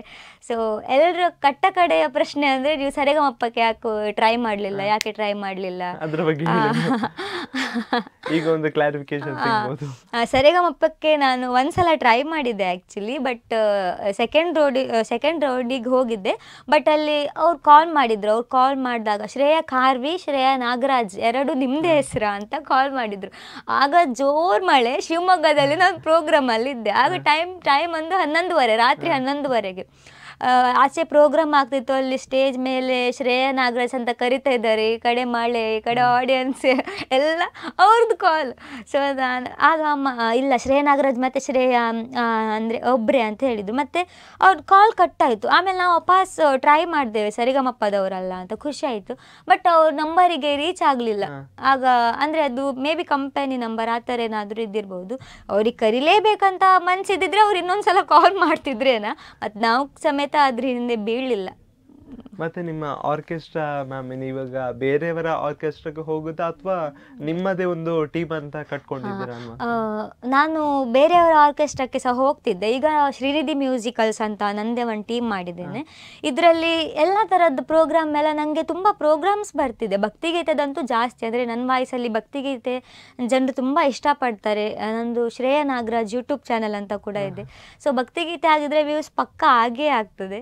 ಸೊ ನಾನು ಹಾಗೆ ಭಕ್ತಿಗೀತೆ ಯಾವ ತರ ಈವೆಂಟ್ಸ್ ಎಲ್ಲ ಹೋಗ್ತೀರಾ ಮ್ಯಾಮ್? ಅಂದ್ರೆ ಈಗ ಮದುವೆ ಸಮಾರಂಭ, ಮದುವೆ ಸಮಾರಂಭ ಆಗಿರ್ಬೋದು, ಮೆಹಂದಿ ಆಗಿರ್ಬೋದು. ಮೆಹಂದಿಲೆಲ್ಲ ಭಕ್ತಿಗೀತೆ ಅಂತ ಕಮ್ಮಿ. ಈಗ ಬ್ರಾಹ್ಮಿನ್ಸ್ ಅವರ ಆದರೆ ಎಲ್ಲ ಭಕ್ತಿಗೀತೆ ಕರೀತಾರೆ. ಮೆಹಂದಿಗೆ ಭಕ್ತಿಗೀತೆ ಒಂದೇ ಪ್ರೋಗ್ರಾಮ್ ಅಟೆಂಡ್ ಮಾಡಿದ್ದು ನಾನು. ಮತ್ತು ಬ್ರಹ್ಮೋಪದೇಶ ಅಂತ ಹೇಳ್ತಾರಲ್ಲ ಅದಕ್ಕೆ, ಮತ್ತು ನಾಗಮಂಡಲೋತ್ಸವ, ಬ್ರಹ್ಮಕಲಶೋತ್ಸವ, ಹಾಗೆ ತುಂಬ ದೇವಸ್ಥಾನದ ವತಿಯಿಂದ ತುಂಬ ದೊಡ್ಡ ದೊಡ್ಡ ಸ್ಟೇಜಲ್ಲೆಲ್ಲ ಕಾರ್ಯಕ್ರಮ ಮಾಡ್ತಾರಲ್ಲ. ಸೊ ನಮ್ಮ ಕಡೆ ಎಲ್ಲ ನನಗೆ ಪ್ರೋಗ್ರಾಮ್ ಸಿಗ್ತಾ ಇದೆ ಭಕ್ತಿಗೀತೆದು. ಮತ್ತೊಂದು ಪೋಸ್ಟ್ ನೋಡಿದೆ ಮ್ಯಾಮ್, ನಿಮ್ದು ಜಡ್ಜ್ ಆಗಿ ಕಾರ್ಯಕ್ರಮಕ್ಕೆ ಭಾಗವಹಿಸಿದಂತ. ನೀವು ಹಾಡ್ತಾ ಇದ್ದವರು, ಒಂದು ಸಂಗೀತ ಪರ್ಫಾರ್ಮೆನ್ಸ್ ಕೊಡ್ತಾ ಇದ್ದವರು, ನಿಮ್ಮ ಮುಂದೆ ಜಡ್ಜ್ ಇದ್ದವರು. ಈಗ ನೀವು ಆ ಒಂದು ಸ್ಥಾನದಲ್ಲಿ ಕುತ್ಕೊಂಡಿದ್ದೀರಾ, ಹೇಗೆ ಅನಿಸ್ತಾ ಇದೆ? ಆ್ಯಕ್ಚುಲಿ ನಾನು ಅಂದರೆ ನನಗೆ ಒಂದು ಕಾಲ್ ಬಂದಿತ್ತು, ಶ್ರೇಯಾ ನೀನು ಜಡ್ಜ್ ಆಗಿ ಬರ್ತೀಯಾ ಅಂತ.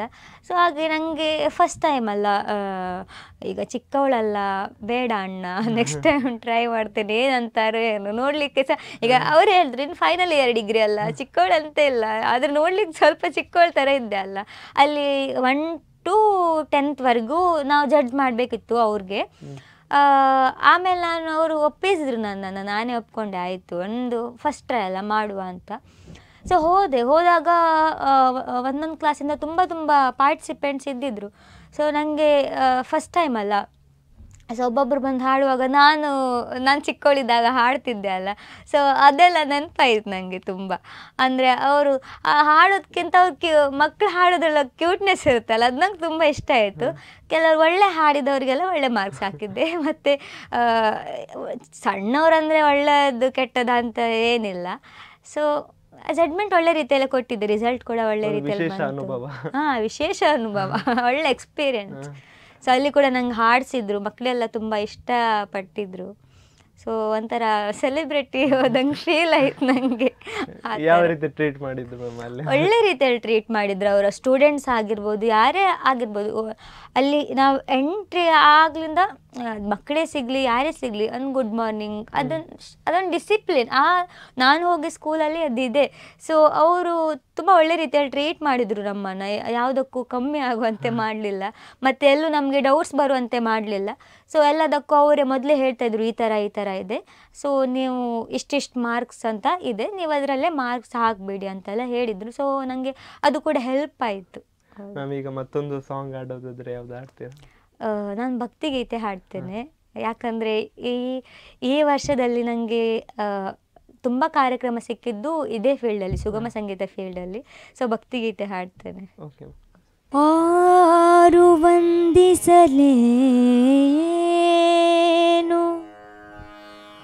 ಆರು ನಿಂದಿಸಲೇನು,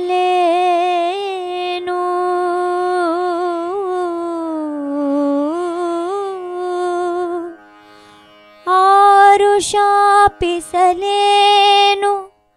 ಕೋಪಿಸಲೇನು, ಆರು ಮುನಿದು ಮಾತನಾಡದಿದ್ದರೇನು, ಆರು ವಂದಿಸಲೇನು, ಆರು ನಿಂದಿಸಲೇನು,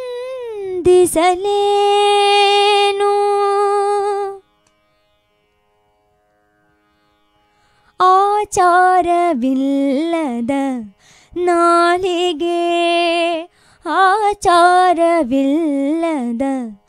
ನಾಲಿಗೆ ನಿನ್ನ ನೀಚ ಬುದ್ಧಿಯ ಬೇಡು ನಾಲಿಗೆ ವಿಚಾರವಿಲ್ಲದೆ ಪರರ ದೂಷಿಪುದಕ್ಕೆ ವಿಚಾರವಿಲ್ಲದೆ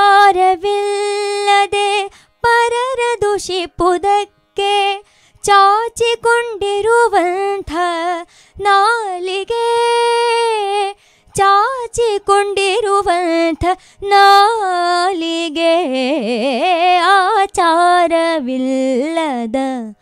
ನಾಲಿಗೆ ನಿನ್ನ ನೀಚ ಬುದ್ಧಿಯ ಬೇಡು ನಾಲಿಗೆ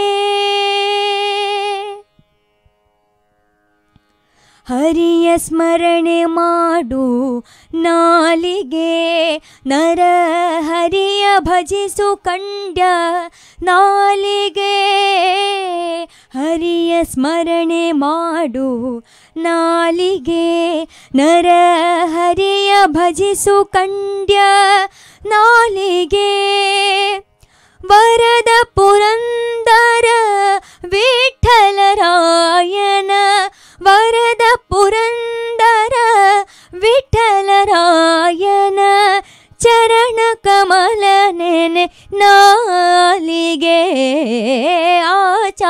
ಆಚಾರವಿಲ್ಲದ ನಾಲಿಗೆ ನಿನ್ನ ನೀಚ ಬುದ್ಧಿಯ ಬೇಡು ನಾಲಿಗೆ ಆಚಾರವಿಲ್ಲದ ಆಚಾರವಿಲ್ಲದ ಆಚಾರವಿಲ್ಲದ ನಾಲಿಗೆ ನಿನ್ನ ನೀಚ ಬುದ್ಧಿಯ ಬೇಡು ನಾಲಿಗೆ. ತುಂಬ ಚೆನ್ನಾಗಿತ್ತು ma'am voice. Thank you ma'am. ಈಗ ಕೇಳೋದಾದರೆ ನಮ್ಮ ಡಿಗ್ರಿ ಲೈಫಲ್ಲಿ NSS ಅನ್ನುವಂಥದ್ದೊಂದು ಪ್ರತಿಭೆಗಳಿಗೆ ವೇದಿಕೆ ಆಗಿರ್ತದೆ ಅನ್ನುವಂಥದ್ದು.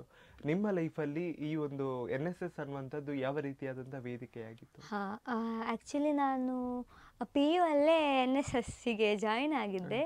ಆಗ ನಮಗೆ NSS ಕೋಆರ್ಡಿನೇಟರ್ ಆಗಿ ಸುಗುಣ ಮ್ಯಾಮ್ ಅಂತ ಇದ್ದಿದ್ರು. ಅವ್ರು ಸಹ ಹಾಗೆ 7 days ಕ್ಯಾಂಪ್ ಮಾಡಿದರು. 7 days ಕ್ಯಾಂಪ್ ಅಂದರೆ ಆ ಟೈಮಲ್ಲಿ ಅಂದರೆ ಕೊರೋನಾ ಜಸ್ಟ್ ಮುಗೀತಷ್ಟೇ. ಆ ಟೈಮಲ್ಲಿ ನಾವು 10th ಎಲ್ಲ ಇರುವಾಗ ಕೊರೋನಾದಲ್ಲೇ ಮುಗಿಸಿದ್ಬಿಡಿ. PU ಎಲ್ಲ ಸ್ಟಾರ್ಟಿಂಗ್ ಕೊರೋನಾ ಅಂತ ಒಂದು 50 days ಹಾಗೆ ಕಾಲೇಜ್ ಸ್ಟಾರ್ಟ್ ಮಾಡಿರಲಿಲ್ಲ. ಫಸ್ಟ್ PU ಅಲ್ಲಿ ಆನ್ಲೈನ್ ಕ್ಲಾಸ್ ಇತ್ತು, ಆಮೇಲೆ ಕಾಲೇಜ್ ಸ್ಟಾರ್ಟ್ ಆಗಿದ್ದು. ಆಮೇಲೆ ಸೆಕೆಂಡ್ PU ಅಲ್ಲಿ ಅಂದರೆ ಕ್ಯಾಂಪ್ ಎಲ್ಲ ಮಾಡ್ಬೋದು, ಬಟ್ ಮಕ್ಕಳೆಲ್ಲ ಅಂದರೆ ಕ್ಯಾಂಪ್ ಅಂದಮೇಲೆ 7 days ಒಂದು ಸ್ಕೂಲ್ ಇರುತ್ತೆ, ಅಲ್ಲೇ ಇರಬೇಕಲ್ಲ, ಉಳ್ಕೊಳ್ಬೇಕಲ್ಲ. ಬಟ್ ಕೊರೋನಾ ಟೈಮಲ್ಲಿ ಉಳ್ಕೊಳ್ಳಿಕ್ಕೆಲ್ಲ ಅವಕಾಶ ಇರಲಿಲ್ಲ. ಸೊ ನಮ್ಮ ಕ್ಯಾಂಪ್ ಯಾವ ಥರ ಇದ್ದಿತ್ತಂದರೆ ಬೆಳಿಗ್ಗೆ 6 ಗಂಟೆಗೆ ಬಂದರೆ ಅಂದರೆ ರಾತ್ರಿ 7 ಗಂಟೆ ಆ ಥರ ಮುಗಿತಿತ್ತು. ಆಮೇಲೆ ವಾಪಸ್ ಬೆಳಿಗ್ಗೆ 6 ಗಂಟೆಗೆ ಬರಬೇಕಿತ್ತು. ಸೊ ನನಗೆ ತುಂಬ ಕಷ್ಟ ಆಗ್ತಿತ್ತು. ಆದರೆ ನಂಗೆ ಕ್ಯಾಂಪಿಗೆ ಬರ್ಲಿಕ್ಕೆ ತುಂಬ ಇಷ್ಟ ಇತ್ತು, ಅದು ಸಹ ನವರಾತ್ರಿ ಟೈಮಲ್ಲಿ. ಸೊ ನನಗೆ ಉಳ್ಕೊಳ್ಳಿಕ್ಕೆಲ್ಲ ಇರಲಿಲ್ಲ. ನಾನು ಮ್ಯಾಮ್ ಹತ್ರ ಹೇಳಿದೆ, ಮ್ಯಾಮ್ ನನಗೆ ಉಳ್ಕೊಳ್ಳಿಕ್ಕೆಲ್ಲ ಆಗೋದಿಲ್ಲ, ಸೊ ನಾನು ಕ್ಯಾಂಪಿಗೆ ಬರ್ತಾ ಇಲ್ಲ ಅಂತ ಹೇಳಿದೆ. ಮ್ಯಾಮು ಯೋಚನೆ ಕೂಡ ಮಾಡ್ಲಿಕ್ಕೆ ಬರೋದಿಲ್ಲ, ನೀ ಆಗೆಲ್ಲ ಎಂತ ಚಿಂತೆ ಮಾಡೋದು, ನಮ್ಮನೆ ಉಂಟಲ್ಲ, ನಮ್ಮನೆಯಲ್ಲೇ ಇರು ಅಂತ. ಆ ಲೆವೆಲಿಗೆ ಅವ್ರು ಸಪೋರ್ಟ್ ಮಾಡ್ತಿದ್ರು. ಆಮೇಲೆ ಕಾಲೇಜಲ್ಲಿ NSS ಕ್ಯಾಂಪ್ ಆದಮೇಲೆ ನ್ಯಾಷನಲ್ ಇಂಟಿಗ್ರೇಷನ್ ಕ್ಯಾಂಪ್ ಅಂತ, ಅದು ನ್ಯಾಷನಲ್ ಲೆವೆಲು ರಾಷ್ಟ್ರೀಯ ಭಾವೈಕ್ಯತೆ ಕ್ಯಾಂಪ್ ಮಾಡ್ತಾರೆ. ಸೊ ಅದರಲ್ಲಿ ಕೂಡ ನಾನು ಸೆಲೆಕ್ಟ್ ಆಗಿದ್ದೆ. ಅಂದರೆ ನಮ್ಮದು ಬೆಂಗಳೂರು ವಿಶ್ವವಿದ್ಯಾಲಯ ಅಂತ ಕೊಡ್ತಾಯಿದ್ರು ಆ PU ಅಲ್ಲಿರುವಾಗ. ಸೊ ಅಲ್ಲಿಂದ ನಾವು 4 ಜನ ಸೆಲೆಕ್ಟ್ ಆಗಿದ್ವಿ. ಮಂಗಳೂರಿಂದ, ಇಡೀ ಮಂಗಳೂರಲ್ಲೇ ಟೋಟಲ್ 4 ಜನರಿಗೆ ಮಾತ್ರ ಸೆಲೆಕ್ಟ್ ಆಗಿದ್ರು. ಅದರಲ್ಲಿ ಒಬ್ಬ ಕೈ ಕೊಟ್ಟ, ಬರಲಿಲ್ಲ. ಮತ್ತು ನಾವು 3 ಜನ, 2 ಹುಡುಗಿಯರು ಮತ್ತು ಒಬ್ಬ ಹುಡುಗ ಇದ್ದ. ಸೊ ನನಗೆ ಅಲ್ಲಂದರೆ ಎಲ್ಲ ರಾಜ್ಯದವರು ಬಂದಿದ್ರಲ್ಲ, ನನಗೆ ಸ್ವಲ್ಪ ಲ್ಯಾಂಗ್ವೇಜ್ ಪ್ರಾಬ್ಲಮ್. ಅಂದರೆ ನನಗೆ ಹಿಂದಿ ಬರೋದಿಲ್ಲ, ಇಂಗ್ಲೀಷಲ್ಲಿ ಬೇಕಾದರೆ ಮಾತಾಡ್ತೇನೆ, ಕನ್ನಡದಲ್ಲಿ ಬೇಕಾದರೆ ಮಾತಾಡ್ತೇನೆ, ಹಿಂದಿಯೆಲ್ಲ ಅಷ್ಟಿರಲಿಲ್ಲ. ಬಟ್ ಅಲ್ಲಿ ಬಂದವರೆಲ್ಲ ಕೇರಳದವ್ರು ಬಿಟ್ಟು ಮತ್ತೆಲ್ಲ ಹಿಂದಿಯಲ್ಲೇ ಮಾತಾಡ್ಕೊಳ್ತಿದ್ರು. ಕೇರಳದವರು ಅಷ್ಟು ಹಿಂದಿಯಲ್ಲಿ ಮಾತಾಡ್ತಾ ಇರಲಿಲ್ಲ.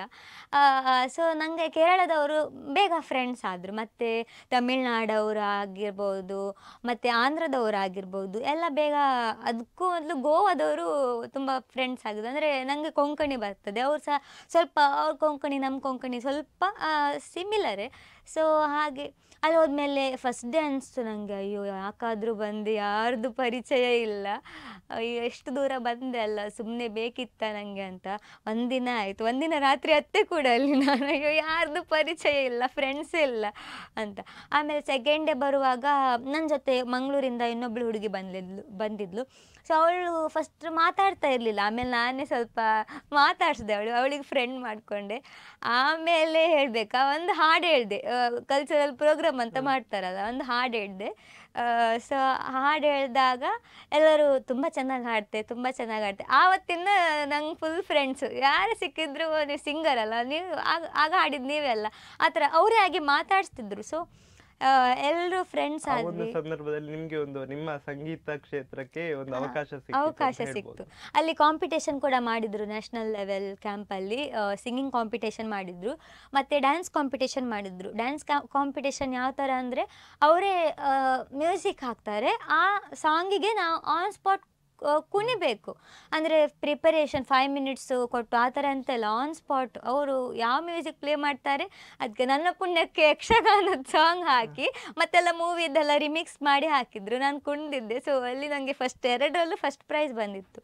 ಆಮೇಲೆ ಅಲ್ಲಿ ಕೂಡ ಚಾಂಪಿಯನ್ಶಿಪ್ ನಮಗೆ ಬಂದಿತ್ತು. ಇರೋದು 3 ಜನ ಆದರೆ ಓವರಾಲ್ ನಮಗೆ ಪ್ರೈಸ್ ಬಂದಿತ್ತು. ಅಂದರೆ ಗೋವಾದಿಂದ ಒಂದು 7-8 ಜನ, ತಮಿಳ್ನಾಡಿಂದ 7-8 ಜನ ಹಾಗೆ ಬಂದಿದ್ದು. ನಮ್ಮ ಕಡೆಯಿಂದ ಮಾತ್ರ ಪಿ ಯು ಇಂದ, ಅದರಲ್ಲೂ ಚಿಕ್ಕವ್ರು ಅಂದರೆ ನಾವು ಮಾತ್ರ, ಪಿ ಯು ಅವ್ರು ಅಂದರೆ ನಾವು ಮಾತ್ರ, ಮತ್ತೆಲ್ಲ ಲಾ ಕಾಲೇಜ್ ಅವರೆಲ್ಲ ಬಂದಿದ್ದರು. ಸೊ ಅಂದರೆ ಅಲ್ಲಿ ಒಂಥರ ಖುಷಿ. ಅಂದರೆ ಅಲ್ಲಿ ಅಂದರೆ ಕನ್ನಡದವರು ವಿನ್ ಆದ್ರಲ್ಲ, ಆ ಥರ. ಅಂದರೆ ಬೇರೆ ಬೇರೆ ಲ್ಯಾಂಗ್ವೇಜ್ ಮಾತಾಡೋದು, ಒಂಥರ ಕರ್ನಾಟಕನೇ ರಿಪ್ರೆಸೆಂಟ್ ಮಾಡ್ದಂಗೆ ಆಯ್ತು. ಸೊ ಖುಷಿ ಆಯಿತು ತುಂಬ. ಮ್ಯಾಮ್, ಈಗ ಆಗಲೇ ನಾನು ಒಂದು ರೀಲ್ ನೋಡಿದೆ, ನಿಮ್ಗೆ ಅದೊಂದು ವಿಶೇಷ ಅನುಭವ ಆಗಿರ್ಬೋದು, ಕುಣಿತ ಭಜನೆಯೊಟ್ಟಿಗೆ ನೀವು ಹಾಡುವಂಥದ್ದು, ಆ ಒಂದು ಅನುಭವ ಹೇಗಿತ್ತು? ಈ ಆಪರ್ಚುನಿಟಿ ನನಗೆ ಸಿಕ್ಕಿದ್ದು ಕುಂಭಾಶಿಯಲ್ಲಿ. ಆ ಕಾಂಪಿಟೇಷನ್ ಯಾವ ಥರ ಇತ್ತಂದರೆ, ಈಗ ಎಲ್ಲ ಕಡೆ ಕಾಂಪಿಟೇಷನ್ ಅಂದರೆ ನಾವೇನು ಪ್ರಾಕ್ಟೀಸ್ ಮಾಡ್ಕೊಂಡು ಹೋಗ್ತೀವಿ ಅದನ್ನೇ ಕುಣಿಬೇಕಲ್ವಾ. ಬಟ್ ಇಲ್ಲಿ ಹೀಗಿರಲಿಲ್ಲ. ಒಂದು 10 ಸಾಂಗ್ಸ್ ಅವರು ನಮಗೆ ಕೊಡ್ತಾರೆ. ಆ ಕುಣಿಯುವ ಟೀಮಿಗೆ ಸಾಂಗ್ಸ್ ಯಾವ ಸಿಗುತ್ತಂತೆ ಸಮೇತ ಗೊತ್ತಿಲ್ಲ, ಅವರೇ ಪಿಕ್ ಮಾಡೋದು ಸಾಂಗ್ಸನ್ನು. ಸೊ ಅವರಿಗೆ ಯಾವ ಸಾಂಗ್ ಸಿಗ್ತದೆ ಅದಕ್ಕೆ ಅವರು ಕುಣಿಬೇಕು. ಸೊ ಅದು ನಮಗೆ ಹಾಡುವವ್ರಿಗೆ ಸಮೇತ ಜವಾಬ್ದಾರಿ ಅಲ್ವಾ. ಸೊ ಒಂದೇ ದಿನ ಪ್ರಾಕ್ಟೀಸ್ ಮಾಡಿದ್ದೆ ಅದಕ್ಕೆ ಕೂಡ. ಅದು ಕೂಡ ನನಗೆ ಎಕ್ಸಾಮ್ ಟೈಮಲ್ಲೇ ಇತ್ತು. ಒಂದಿನ ಅದು ಇಂಟರ್ನಲ್ಸ್ ಟೈಮಲ್ಲಿ ಒಂದಿನ ಪ್ರಾಕ್ಟೀಸ್ ಮಾಡಿ, ಆಮೇಲೆ ಒಬ್ಬೊಬ್ಬರಿಗೆ 10 ಸಾಂಗ್ಸ್ ಅಂತ ಕೊಟ್ಟಿದ್ದರು ಸಿಂಗರ್ಸ್. ನಾವು 3-4 ಜನ ಇದ್ವಿ. ಸೊ ಹಾಗೆ ಅವ್ರು ಪಿಕ್ ಮಾಡಿ ಸಾಂಗ್ ಯಾವುದಾದ್ರೂ, ಈಗ ನನಗೆ ಸಿಕ್ಕಿದ್ರು ನಾನು ಹಾಡಬೇಕು, ನನ್ನ ಪಕ್ಕದಲ್ಲಿ ಕೂತವ್ರಿಗೆ ಸಿಕ್ಕಿದ್ರೆ ಅವ್ರು ಹಾಡಬೇಕು. ಕಂಟಿನ್ಯೂಸ್ 3 ನನ್ನದೇ ಸಾಂಗ್ ಇದ್ದರೆ ಕಂಟಿನ್ಯೂಸ್ ಆಗಿ ನಾನೇ ಹಾಡಬೇಕು. ಸೊ ಆಗೆಲ್ಲ ಸ್ವಲ್ಪ ಕಷ್ಟ ಆಗ್ತಿದ್ರು, ಬಟ್ ನಾನು ಇಷ್ಟಪಟ್ಟು ಹಾಡ್ತಿದ್ದೆ. ಅಂದರೆ ಭಕ್ತಿಗೀತೆಯಲ್ಲೆಲ್ಲ ನನಗೆ ಇಂಟ್ರೆಸ್ಟ್ ಜಾಸ್ತಿ, ಮತ್ತು ಟೈಮ್ ಹೋಗಿದ್ದೆಲ್ಲ ಗೊತ್ತಾಗೋದಿಲ್ಲ. ಮತ್ತು ಇನ್ನೊಂದು ಏನಂದರೆ, ನಾನು ಆ ದಿನ 8 hours ಕಂಟಿನ್ಯೂಸ್ ಹಾಡಿದ್ದೆ. ಸೊ ನನಗೆ ಅದೊಂದು ಖುಷಿ ಆಯಿತು. ನಾನು 8 hours ಕೂಡ ಪ್ರೋಗ್ರಾಮ್ ಕೊಡ್ಬೋದು ಇನ್ನು ಮುಂದೆ. ಈಗ ನಾನು ಪ್ರೋಗ್ರಾಮಿಗೆ ಹೋದರೆ 2 hours 3 hours ಎಲ್ಲ ಕೂತ್ಕೊಂಡೇ ಹಾಡಬೇಕಲ್ಲ. ಸೊ 8 hours ಕೂಡ ನಾನು ಕೂತ್ಕೊಂಡು ಹಾಡ್ಬೋದು ಅಂತ ಕಾನ್ಫಿಡೆನ್ಸ್ ಜಾಸ್ತಿ ಆಯಿತು ನನಗೆ. ಯಾವ ಭಕ್ತಿಗೀತೆ ಕೊಟ್ಟರು ಕೂಡ ನಾನು ಹಾಡ್ತೇನೆ, ಆ ಥರ ಎಲ್ಲ ಎಕ್ಸ್ಪೀರಿಯನ್ಸ್. ಮತ್ತು ಅದನ್ನು ನೋಡಿ ತುಂಬ ಕಡೆ ನನಗೆ ಪ್ರೋಗ್ರಾಮ್ ಸಮೇತ ಸಿಕ್ತು. ಅದೇ ಥರ ಒಂದು ವಿಭಿನ್ನ ರೀತಿಯಲ್ಲಿ ಭಜನೆಯನ್ನು ಸ್ಟಾರ್ಟ್ ಮಾಡಿದರು. ಅಂದರೆ ಕುಣಿತ ಭಜನೆಯನ್ನು ಒಂದು ವೇದಿಕೆಯಲ್ಲಿ ಹಾಡುಗಾರನ್ನು ಹಾಡಿಸಿ ಅವರು ಕುಣಿಯೋದು. ಸೊ ಅದೊಂದು ಒಳ್ಳೆ ರೀತಿಯಲ್ಲಿ ಮಾಡ್ತಾರೆ, ತುಂಬ ಖುಷಿ ಇದೆ ಅದ್ರ ಬಗ್ಗೆ. ನಮ್ಮ ಕಾರ್ಯಕ್ರಮದ ಕಡೆಯಲ್ಲಿ ನಿಮ್ಮ ಒಂದು ಕಲಾ ಜೀವನಕ್ಕೆ ಅದೆಷ್ಟೋ ಜನ ಬೆಂಬಲವಾಗಿ ನಿಂತಿರ್ತಾರೆ, ಅವರ ಬಗ್ಗೆ ಏನು ಹೇಳಲಿಕ್ಕೆ ಬಯಸ್ತೀರ? ನನಗೆ ಫಸ್ಟ್ ಫಸ್ಟು ಸಪೋರ್ಟ್ ಮಾಡಿದಂದರೆ ನಮ್ಮ ಅಮ್ಮ ಮತ್ತು ಅಪ್ಪ ಮತ್ತು ನನ್ನ ಇಬ್ಬರು ಅಕ್ಕಂದಿರು. ನಮ್ಮದಂದರೆ ನಮ್ಮ ಮನೆಯಲ್ಲಿ ಯಾವ ಥರ ಅಂದರೆ, ಈಗ ನಮ್ಮ ಮನೇಲಿ ಟಿ ವಿ ಎಲ್ಲ ನೋಡೋದೇ ಇಲ್ಲ. ಯಾಕಂದರೆ ಎಂಟರ್ಟೈನ್ಮೆಂಟಿಗೆ ನಾವೇ ಇದ್ದೀವಲ್ಲ, ಅದಕ್ಕೆ ಟಿ ವಿ ಎಲ್ಲ ಹಾಕಿದ್ರೆ ಇಲ್ಲ ಆಫ್ ಮಾಡೋದು. ಅದು ಯಾವುದೇ ಸರಿಗಮಪ ಅದರೆಲ್ಲ ನೋಡ್ತೇವೆ, ಕಾಂಪಿಟೇಷನ್ ಹೇಗುಂಟಂತ ಗೊತ್ತಾಗಬೇಕಲ್ಲ. ಮತ್ತು ಸೀರಿಯಲ್ಸ್ ಆಗಲಿ ಯಾವುದು ಅಮ್ಮಂಗೆಲ್ಲ ಯಾವುದು ಅಷ್ಟು ಇಂಟ್ರೆಸ್ಟ್ ಇಲ್ಲ. ಸೊ ನಾವು ಮನೆಯಲ್ಲೇ ಗಮ್ಮತ್ತು ಮಾಡ್ಕೊಂಡಿರ್ತೇವೆ.